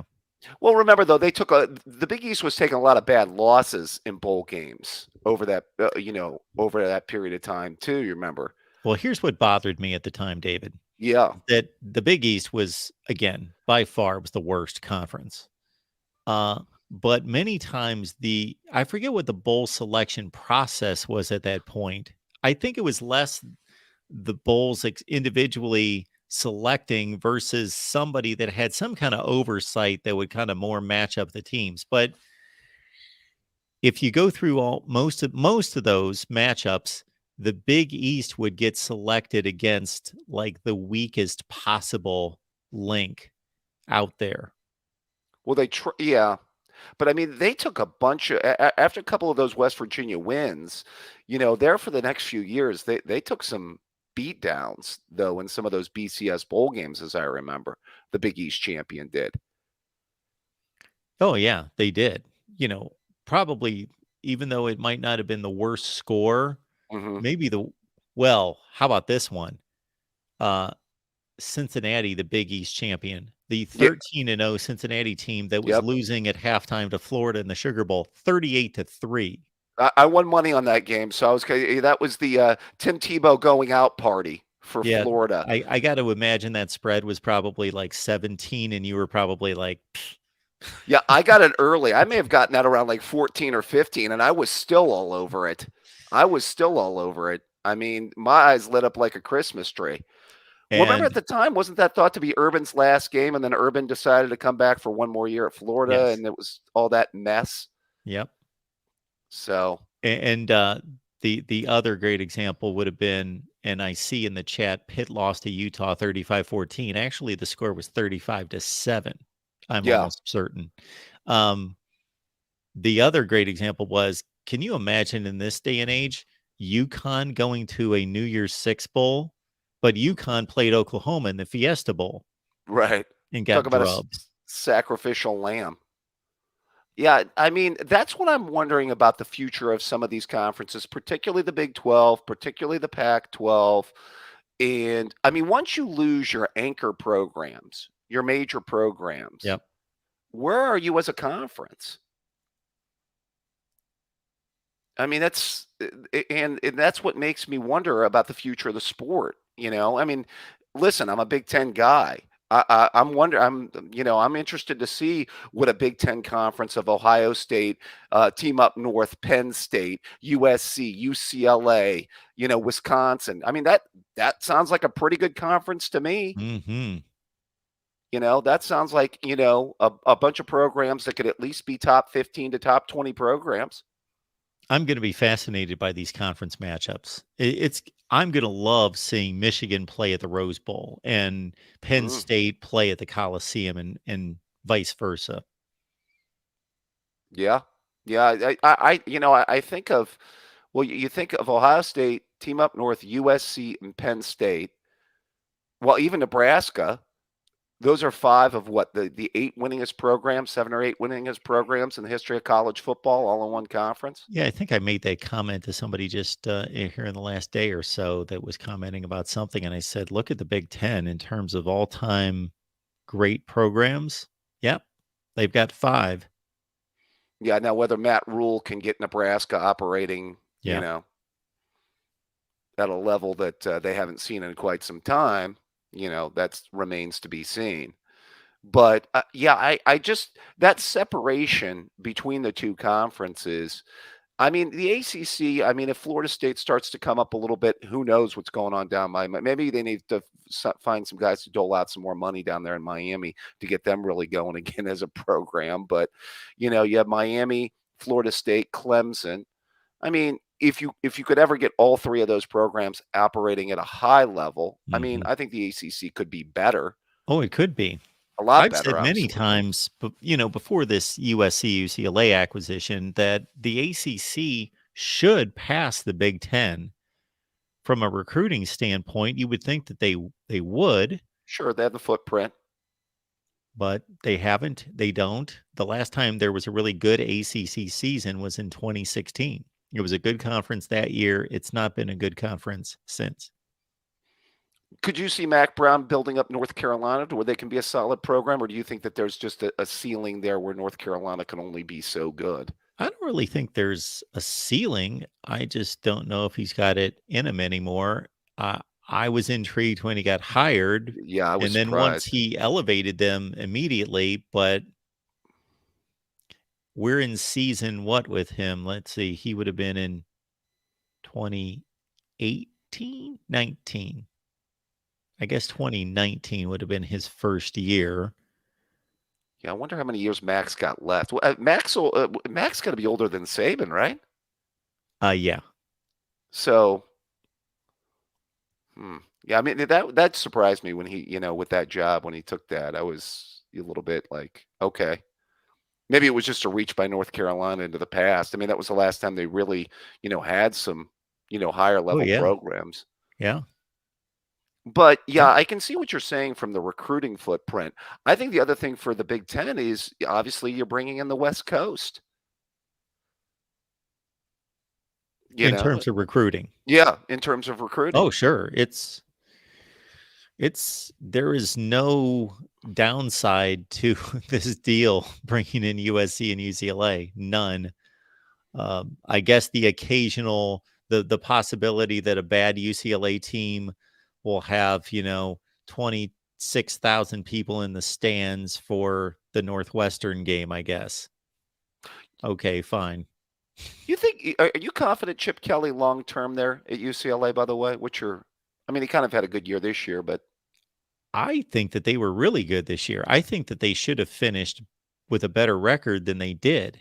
Last year, I didn't think that they were so good. I thought that 8-4 record was a bit misleading because they really didn't beat anyone. But this year, they were in it against everyone. They really took it to Washington.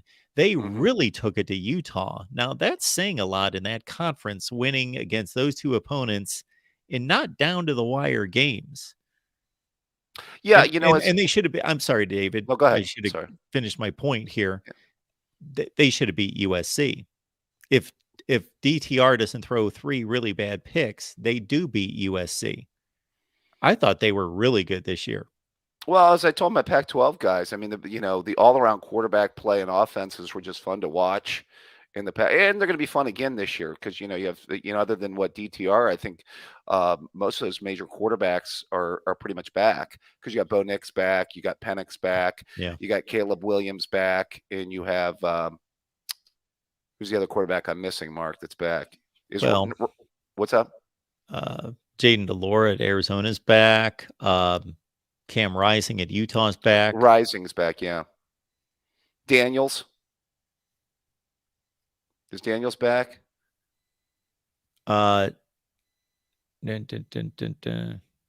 Daniels, where are we talking? I was thinking of the quarterback that was that the quarterback that used to be at Arizona State? Oh, you're talking about Emory Jones. Oh, okay. Yeah. No, he transferred to Cincinnati.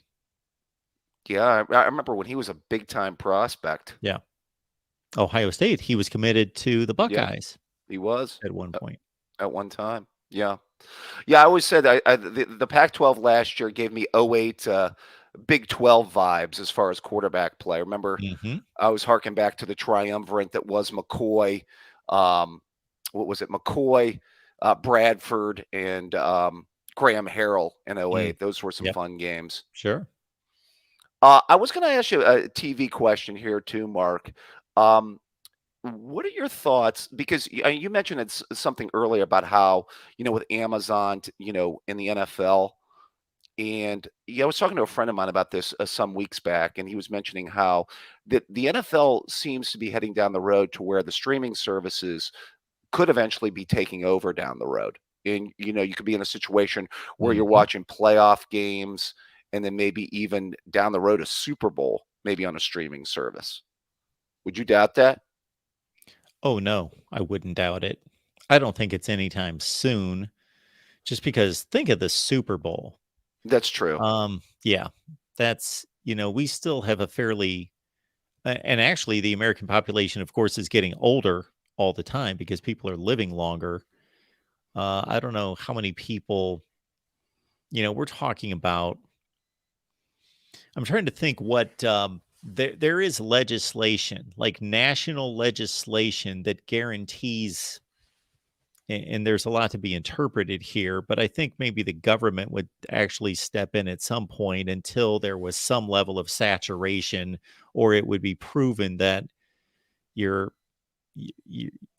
vast population would be able to access that or would be willing to access that.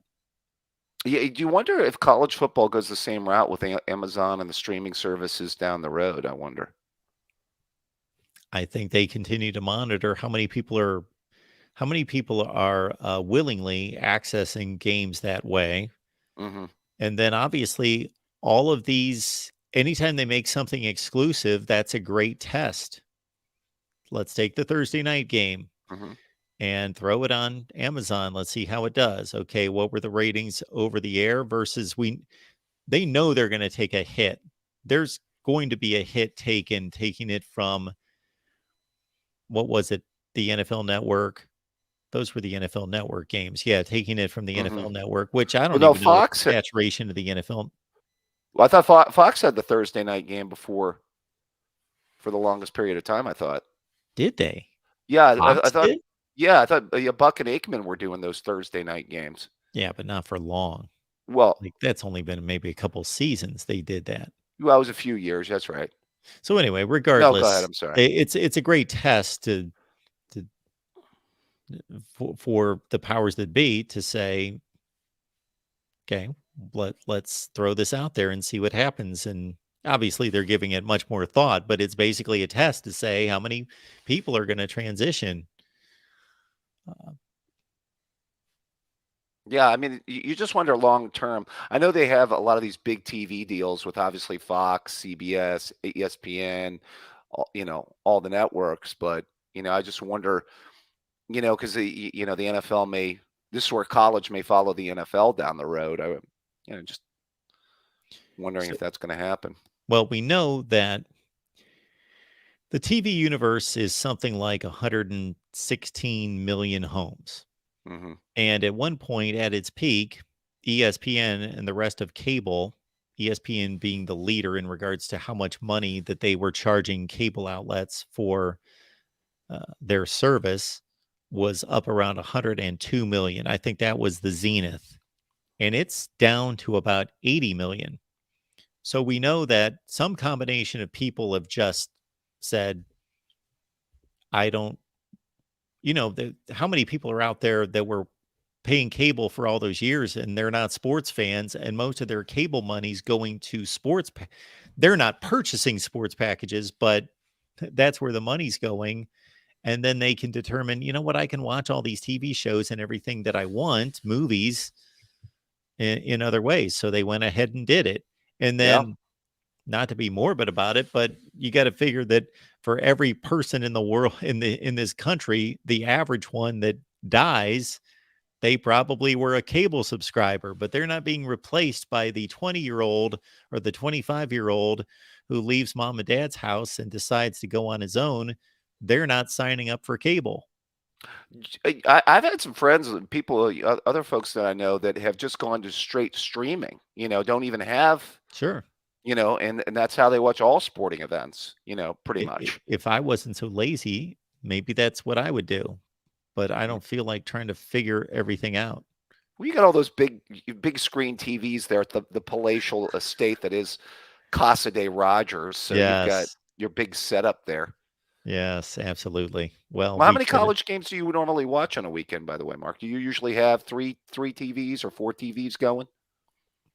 Well, I know what I'm hoping the setup's going to look like next year, or possibly the year after. What I envision is maybe like one enormous screen and then maybe 3 screens on each side. So like 7 screens mounted to the wall, like a 60, 65 inch surrounded by like 3 32 inches on each side, something like that. But that's more for show. I shouldn't say for show. I would be wanting to have all sorts of games, but I can't concentrate on that many games. If I try to take it past 2, I can't even really watch 3 games at the same time, even though that's usually what I've got on. Yeah, usually on the NFL, a friend of mine's got like 4 TVs up. I mean, that's usually based on, what games we've got wagers on, of course. But I digress. I can say all this now. It's in Ohio, it's legal, so I'm getting Absolutely. it all out there. I saw a statistic. I think it was courtesy our buddy Tony Gerdeman, that Ohio residents spent the second most amount of money on sports betting to New York. Yeah, now we can say the quiet part out loud, Mark. For all those years, like, I mean, people always ask me, what's one of the biggest reasons football is the most popular sport in this country? Well, I mean, come on, gambling's a major component of that. Let's not kid ourselves. But you can gamble. I'm not arguing with you, but because I think it's true. But you can gamble on anything. That's true, but how much money is wagered on football every year? Oh, absolutely. You know. You're completely right, but it's almost like I've got a close friend who uh, never was a he's an Ohio State fan, but in Mhm. terms of college football across the board, he can take it or leave it. And he would Right. make comments to me like he would get into gambling pools during bowl season to be interested in the games. Like he would say, I gotta put some money on the games and I've got to be in a pool to be interested in these games. And I always wondered why don't you do something better with your time? Why are you conjuring up something to be interested in something? I don't really understand that. I'm just not built that way, I guess. Well, when I was younger, the Browns moved out of town. Yeah. Obviously you remember the move. And I was distraught, as a fan. I asked a friend of mine, I go, "What am I going to do? My favorite team's gone. Who am I going to root for?" He goes, "Put $50 on a team. That'll be your favorite team." So, hey, by the way, one last thing, suggestion for this season. Love those live shows. If there's any, I forgot to say this on things for the channel, Mark. Are you going to think about doing more of those this upcoming season? Because I thought that playoff thing went real well. As long as I can monitor the audio better, because YouTube slapped me for both of those games.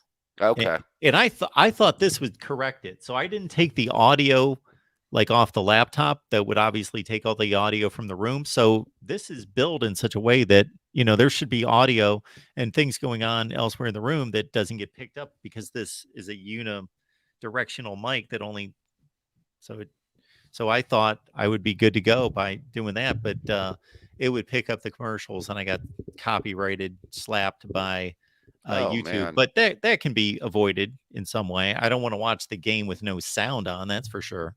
But you enjoyed that, huh? See, I liked it. I thought you did a good job with it. It was fun. well, I I thought you appreciate had. that. What's up? No, go ahead. Well, what I didn't understand, Dave, until a little bit later was that people kept asking me to do play-by-play, and I thought people can't be that entertained by me doing play-by-play. That's for sure. Wow. Uh, but I didn't find this out, but I came to this conclusion because I noticed on other channels, guys they didn't try to be as precise as I was and calling players and formations and all that. They were just basically saying, okay, Ohio State, Stroud throws a pass and they wouldn't even know the receiver's name. And they'd say, it's caught down at the 25. He runs it down to the 23, 1st and 10.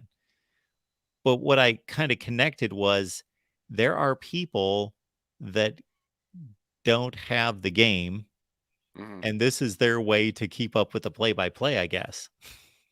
Well, I had you both going. I was watching the game, and then I had the live shows, during both games. So I enjoyed it. Yeah, I got a little bit weary trying to call the play-by-play. I would rather just kind of sit there and comment. But That's true. That's cool. yeah, Just something to think about for the upcoming season. Yeah, we had a nice total views of 30 or 35,000 on those, although they've been pulled down by YouTube. All right.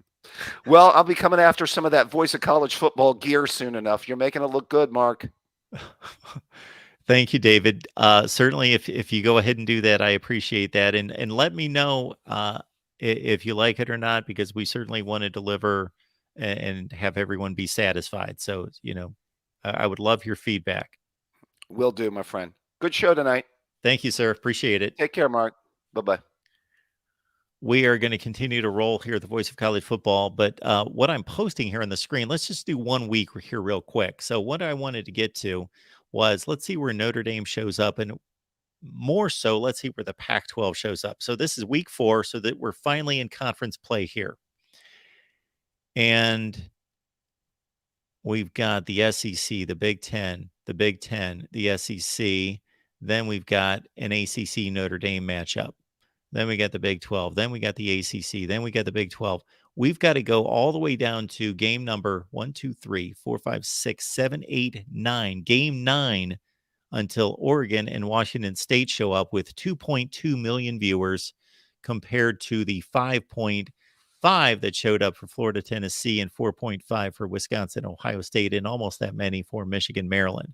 So I know that's only 1 week, but that's basically going to show you the trend over and over and over and over. All right. Welcome to the Voice of College Football. TJ, how you doing tonight? I'm fine. How are you, Mark? I'm good. What you got for us? Well, I got 2 questions. One of them is about TV ratings, but I'll wait for that for a second. I've heard that a Power 5 conference or an A5 conference can make their own rules to some extent. Is that correct? What are you talking about? Rules on the field? I don't know exactly what that means when they say that Power 5 schools or A5 schools or conferences can make their own rules to some extent. My question is, if that's the case, could the Big 12, for instance, say, okay, instead of having 12 regular season games, we're going to have 13 regular season games. Gotcha. So all 12 teams would play each other for 11 of those games and then have 2 out of conference games. Could the Big 12 do that on its own, or would they have to get permission from somebody else to do that? Well, I don't entirely know that question, but I'm going to go to the past to give us an indication. And my indication would be that really ever since I've been watching college football, and at the point that I started watching, 11 regular season games was pretty much the norm. But then you started to see certain teams play 12 games. And for a long time, I would say from around 1990 until just about 15 years ago, we saw a smattering of teams that would either play 11 or 12, and there was no set standard, and that went on for 25 years. And certainly the conferences make a decision as to how many conference games they play. Some play 9, some play 8. So I don't know who would, if let's say the Pac-12 or any conference went out and did that, I don't know who would govern them to stop them. Like the NCAA, they never get in the way of on the field rulings. They don't deal with anything like that. So I don't know who would step in if the Big 12 just decided next year we're going to start our season a week early, and I don't know who they would be able to schedule. But yeah, I don't have an exact answer for you, an ironclad answer, but I'm telling you based on precedent, I don't believe so. You don't believe that? I don't believe that anyone would set that standard, because currently we've got teams. Hawaii, for some reason, always plays more games than anyone else. They played 15 games 2 years ago. Now, this was after they played a conference championship game and a bowl game, but they played a 13-game regular season a couple years ago. Okay. A couple different times. And what conference is Hawaii in? They're in the Mountain West. They've done that. I don't know what they're trying to make up for travel time, that they put so much money into travel that they play an extra game. I don't know, but they've done that a few times. Okay, but not everybody in the Mountain West that season played 13 games, just Hawaii. Yep. Okay. All right. Well, that was my first question, because all this talk about expanding it, and I don't want this. I want to see the Big 12 stay at 12 teams. Okay. Mm-hmm. I think anytime and I want all the teams to play each other. So I would like to see them expand to 13 regular season games, 11 of those being in conference games and 2 being out of conference games. That's what I would like to see. Maybe it will never happen, but as far as I'm concerned, to have a conference with that you don't play everybody isn't really a conference. But okay. Well, I'm sorry, TJ. I'm going to agree with you. So for the past 10 years, the Big 12 has been the conference that has played everyone. They've had the purest form of a champion because everybody plays everyone. But they're the only conference. And now that's over.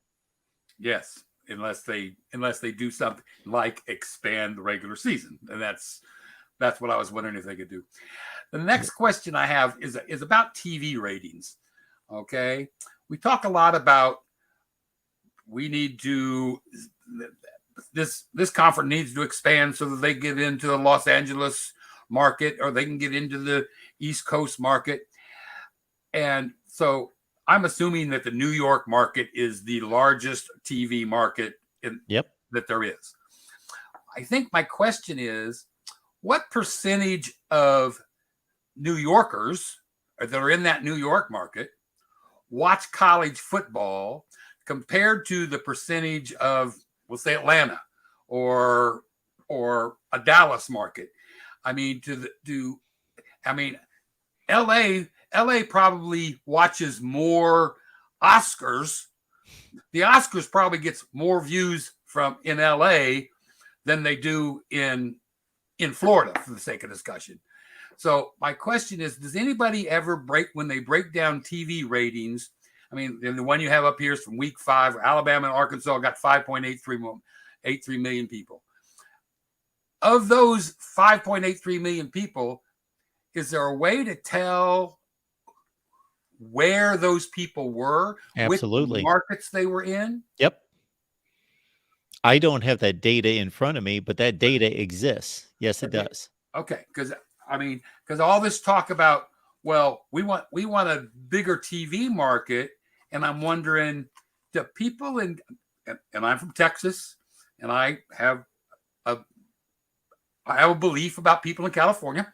I don't think that the people in California care as much about college football as the people in Texas or the people in Alabama or the people in Georgia do. You're completely right. But however, there are so many people in New York. So let me see if I can work the math right. Let's say there's a college football game, Notre Dame and Ohio State, and the New York TV viewers totals 20 million, and they pull 1% of that. Well, then that's, I believe, 200,000 people. Right. And in Birmingham, Alabama, that game gets 10% of the household, 10 times what is watching by percentage in New York, but there's only 500,000 people. Well, then there's only 50,000 people watching in Birmingham. So New York is 4 times more valuable.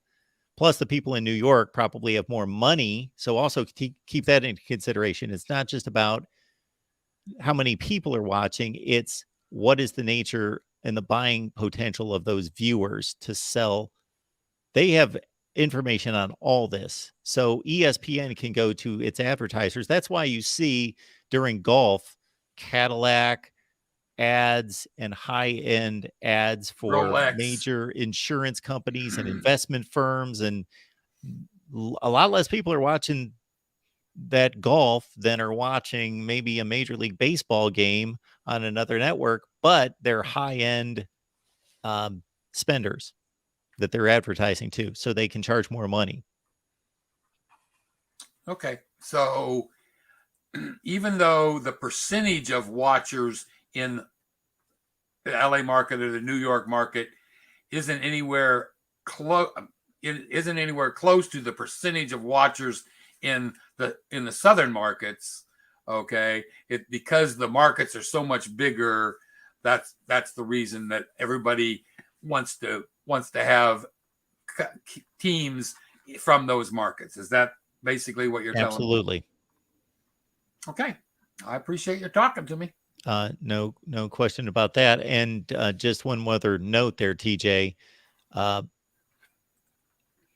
At my former employer, I would get the TV ratings, and they're accessible anywhere, but I would get them broken down to a certain extent. And the top 10 TV markets for college football all exist in the South, in the deep South, and in Ohio. That's where they are. For percentage of viewers, not for numbers of viewers. Correct. Okay. For the best TV ratings. Yes. Okay. And so I was correct thinking that New Yorkers don't watch, that there's not as many percentage-wise New Yorkers that watch college football as there are Alabama New Yorkers or Texas football. Nowhere close. Probably, and this is just, I'm just going to ballpark it. Right. But I think this is pretty accurate. Probably the largest city, it's about the 30th largest city in the country. The largest city that you're going to have a huge number of college football fans and viewership is Columbus, Ohio. Okay. So maybe 15% of that market is watching Ohio State. Well, yeah, those ratings are crazy. But it's been proven that even, people in the South in particular, and in Ohio as well, that they love college football so much, even not just watching their own team's games. It's been shown that the Birmingham market is watching Ohio State, Notre Dame. Like if there's not an SEC game or a good SEC game being played at the same time, those people are just watching college football. Okay. Which are your viewers? Yeah. Okay. You're talking about my viewers personally? Yeah. Your Sure. Your viewers are watching college football. They're not, Tide Guy, who you have on every so often, he's an Alabama fan, but he's not just watching Alabama. He's watching college football. Sure. Okay. I watch college football. Now I prefer to watch Big 12 college football. Yep. But if there's no Big 12 games on, then I'll watch the Big 10 or SEC. But I like to watch college football. So, all right. Thank you very much, Mark. I appreciate you taking the time to talk to me. Thanks, TJ. Have a good night. Good night. All right. We will keep it rolling here at the Voice of College Football. And we got our buddy Tim on the line. Hey, Tim. Oh, yeah. How's it going, Mark? I'm doing well. How are you?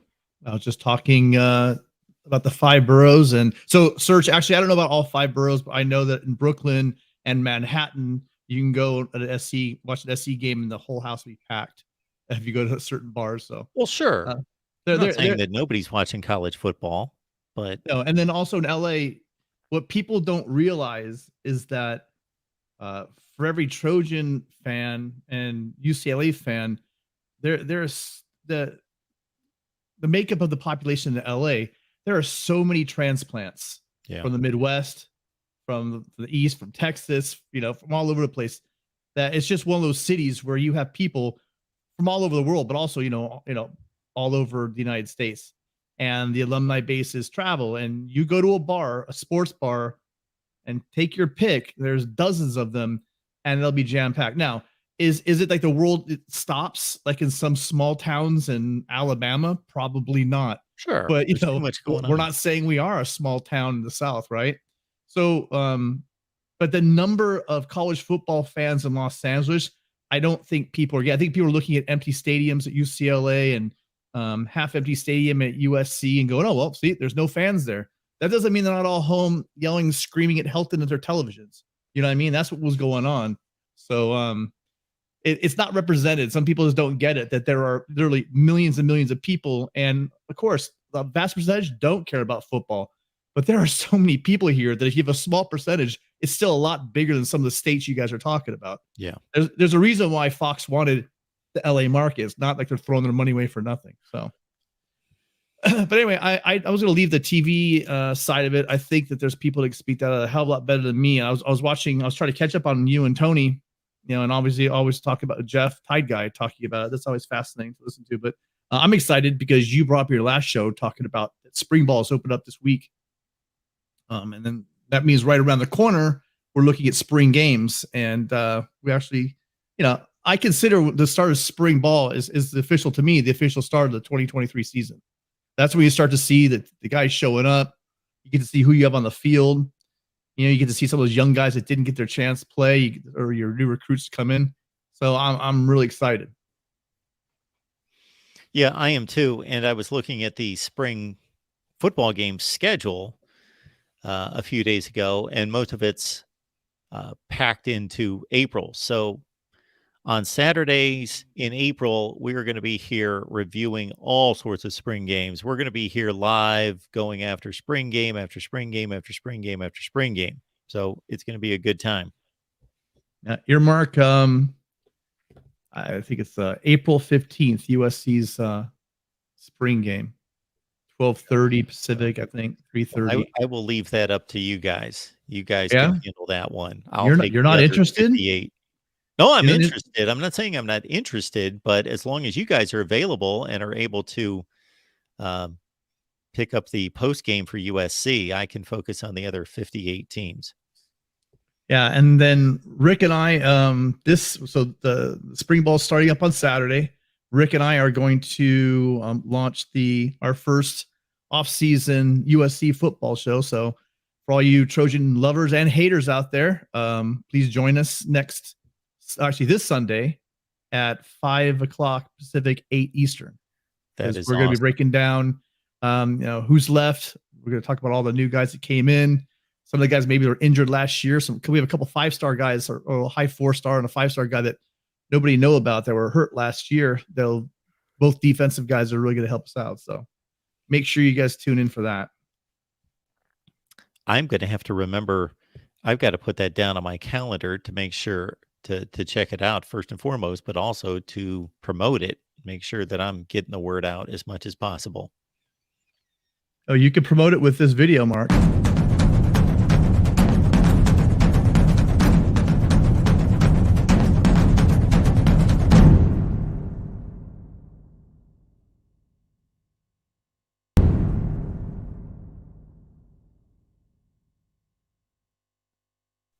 So we're all set. We're ready to go.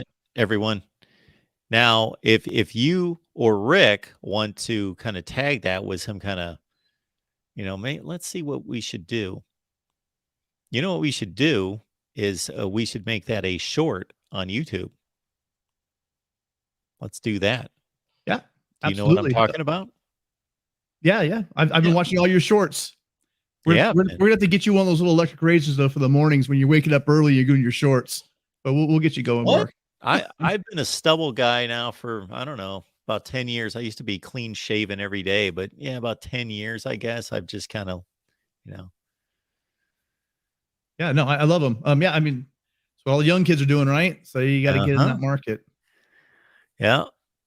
You got to get your point across in about 3 seconds, or else, people leave you in the dust. Well, that's the new, if you're worried about people's attention deficit, it's getting worse and worse in their attention spans. Yeah. With TikTok and going back to the old days of Vines. You guys remember Vines way back? Oh yeah. Short little videos.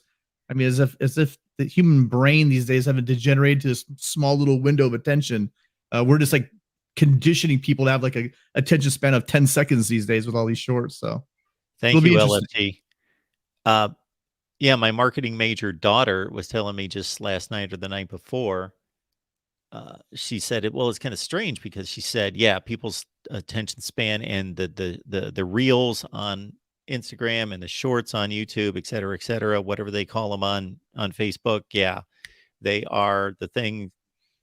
They are where it's at. You gotta branch out into those. But at the same time, she said people are also into podcasts, like really long podcasts. Yeah, it's gym material. Like Joe Rogan, to the gym, you just have it going on. I listen to Ryan. I think you were on Ryan's show, the USCFootball.com guys. Yes. I watched, they got a really good podcast. If you guys, again, USC guys out there, Gerard Martinez, who's been like the recruiting guy for years and years and years. So it was up with Chris Trevino, and they do these epic 3-hour long, you've got to be a complete nerd like me and just want to hear all the recruiting news and all the old recruiting story stuff. But it's great. It'll last me a whole week long. Just listen to 40 minutes at the gym. You can listen you go to the gym Monday through Thursday and listen to just that one podcast. So yeah, there's a lot out there, especially football fans. You're hungry. There is no off season. And remember, you guys, the off season's over. We're done. It's you got spring ball coming up, and hopefully, I think all the channels are going to be covering some aspects of the spring because hope springs eternal, right? Everyone's undefeated in the spring. Everyone's talking natty in the spring. You can't say that usually by October. So the real MVP wants me to do schedule previews for YouTube Shorts. I got to fit that in a minute. That's a challenge. I could try that. I could give it a absolutely shot. could. So the big matchups of the week, you do a short. I think that's a great idea. No, you mean a season preview? Yeah, maybe not. I hope not. Oh, I thought you meant like matchups, like that week's game. That's not a long time. I'm not used to doing those shorts, and I got to do it about 4 times before I get the timing down. Well, then maybe you could on the short, you could just do the teaser part of it, right? Just say the team, throw out the number. That break it all down. They give them the link to your. Can you do links on those? I don't know if you can do links on those. Yeah, I don't know either. But you use it as a teaser. I'm trying to learn this stuff every day. Well, you're in the right hands. You got Joey, you got John Smart Cookie. Listen to Tony. Those guys know what they're doing. Yeah, you're in the right hands. I was listening to my daughter the other night. She wants me to like tear the place down and restructure everything. Hey. You don't. Sometimes you just got to think. You got to keep your mind open to everything, Mark. You know what I mean? Well, I think you've got a great product. The one thing that she has suggested to me for years that I finally have to start doing is she's like, Dad, you have to have an audio podcast. She said, You have to. Agreed. I totally agree with her. Have someone cut it down for you. Have them cut down a couple shows and do segments off of it. Well, she thinks it should be. So I have for a long time repurposed this. I know I don't advertise it. I don't talk about it. I do it very inconsistently, but repurpose some of these videos for audio podcasts. But she's talking about a dedicated audio where she believes, and maybe I'm taking this way back to our state of the Voice of College Football, but she believes too much content. You need to create demand. So for the audio podcast in particular, that's the only place people are going to get it. They can't watch the video. It's a unique audio podcast. That's what Josh Pate's doing. He does that exact same thing. He has bonus content where he breaks stuff down, but you have to get the audio podcast. And I think you'd be great at that. Maybe just do like I would do if I were you. I would do an Ohio State one. Again, I think that Mark has said there's so many Ohio State fans for you, or do a Big Ten one, or just a regular college football one. You can take your pick. Get some crazy Michigan guy, and you could be the straight guy. He could be the nuthead. Both very entertaining. I think you find the right Michigan goofball, you can do it. Maybe Benny out there, Ben. We could get Ben going. What do you think, Ben? Yeah. Just for the podcast. Get Ben on. It seems like every time I have Ben on, and I love when Ben comes on, but it seems like I'm always putting him in his place. Like I'm always correcting him on like 3 facts that he got wrong. And he's like, "Oh, you're right. You're right." Well, he's banking on that 4th one he can slip past you. So he's playing the numbers game, Mark. But I just came on to do a shameless plug.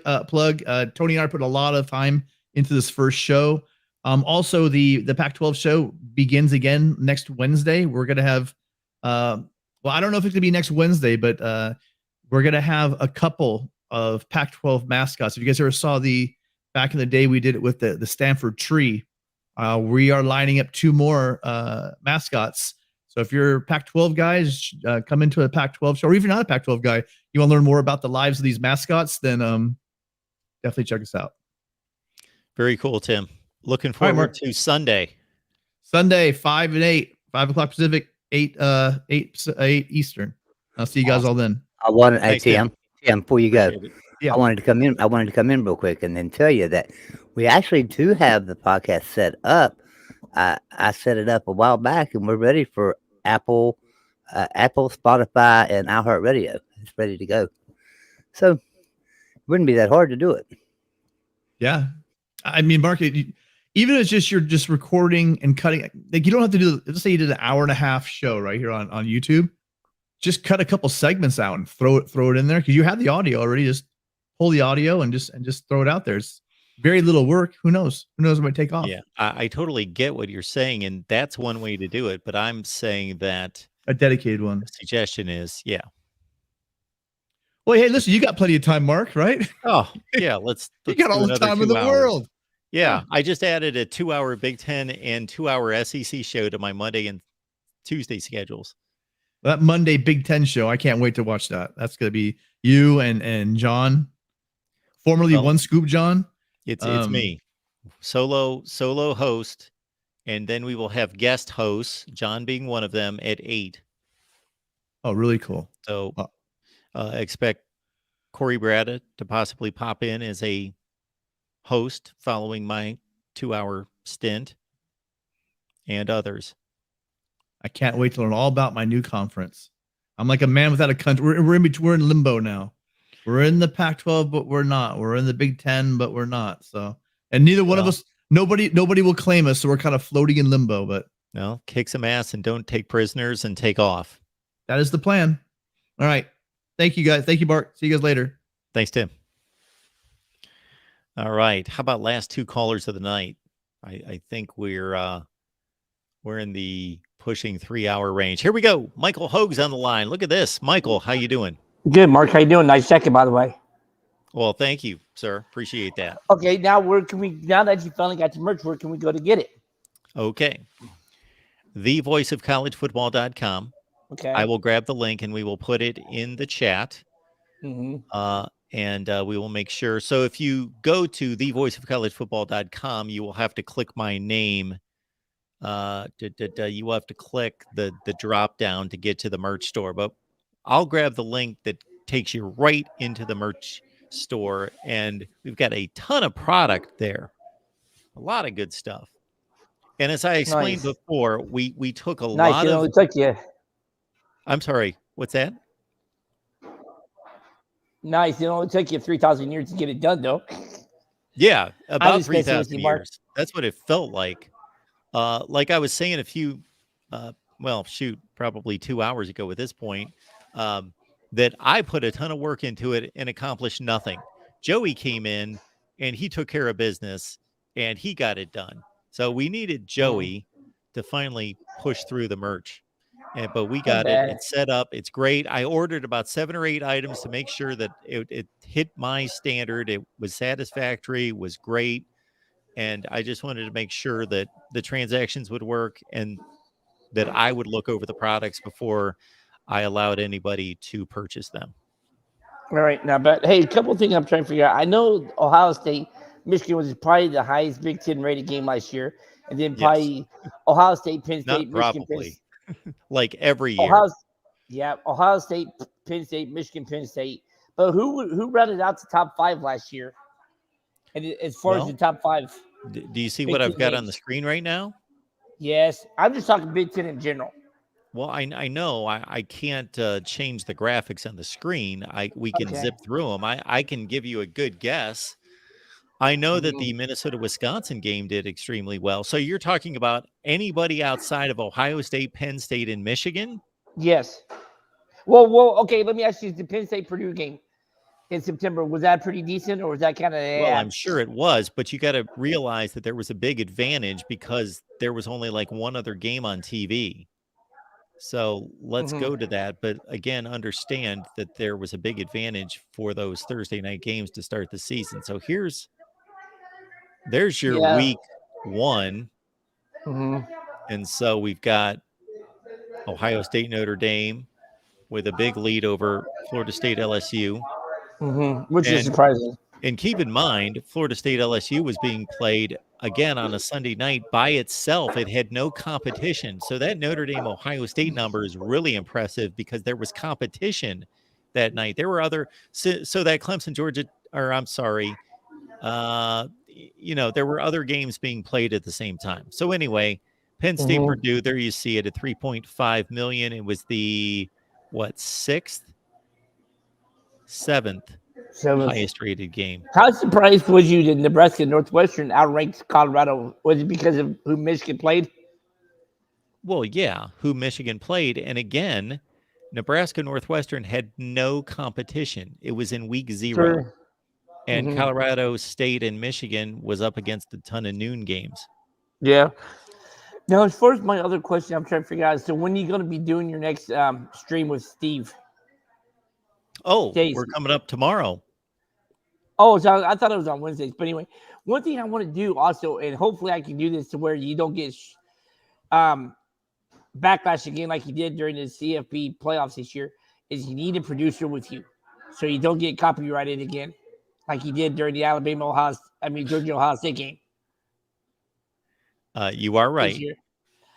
And you are right. I've been wanting to do this, as I told you, for the last several years. But is there anything I can maybe email you as far as so I know what I can do to maybe I can, if I can ever get my podcast do it, I can have you on as a guest, and then you can march me through it and stuff like that, what I need to do to break it down, do it in segments and stuff like that. Sure. Yeah. All right. You've got my email address. But you've been super busy and stuff like that too, so don't worry about it. Everything's going on and stuff like that. Nope. I was just wondering stuff like that. And I gotta ask you this, even though you're not into it, are you gonna kind of follow March Madness this year? I'm not planning on it. Oh, all right. I didn't know if I can't predict that. Maybe one night I'll surf by it and it'll catch my attention and I'll watch a little bit. I've watched a little bit of March Madness in the last 10 years, but very little. Not bad. Just wondering, because I know spring football gets started, this weekend or next week? Well, it depends on the team. Michigan's already on the field. And I can't remember what producer, but I can't wait to see what they're going to look like with Ryan Walters either. So, yeah, and I'm curious about this quarterback situation. Of course, Hudson Card is supposed to be the guy, but I was reading a little bit about this intriguing prospect that they brought in, and I can't think of his name. You talk about for this year? Yes. I can't think of it up either. I just got out of the hospital today, so I'm doing better. But are you okay? Everything all right? I've just had some abdominal issues and stuff like that. Okay. I had to take care of. But no, I can't think of it off the top of my head. But I know that they brought Brady Allen back and stuff like that. Because I know he was thinking about maybe transferring to Ole Miss and stuff, but he ended up coming back and stuff like that. So I think it'll be a 2-horse race, but that's just me. I got you, Michael. Anything else, sir? Time to call it a day. Have a good night, sir. Thank you, Michael. Appreciate it so much. Thanks. So I believe, folks, you can go into the chat and grab the link to the merchandise and check out the line, check out what we've got. And if you find anything that interests you, please give it a try. And again, give me feedback on your experience. Also, keep in mind that our next show is going to be the one with Steve Dace. And so join us at 4:30 Eastern on Thursday. And if I could find the banner, I would put it up there. Anyway, we'll let you know also that we've got our Discord. Go to patreon.com, search Mark Rogers TV, and sign up for Discord. And you can talk college football with the knuckleheads all the time, 24/7, 365. And there we go. Next show, the one big major college football topic that we discuss with Steve Dace every Thursday at 5 Eastern. Actually show up at 4:30 Eastern. That's when the stream starts. And we will get you warmed up for our debate with Steve. And I don't even know what that's going to be about. I've got to come up with a topic here soon. I tell him all the time, I'll let you know on Wednesday what the topic for Thursday is going to be. So I'll have to come up with something. If anybody's got a great suggestion, leave it in the chat. Anything. All right. Appreciate everybody being here at the Voice of College Football. See y'all tomorrow at 4:30 Eastern for the one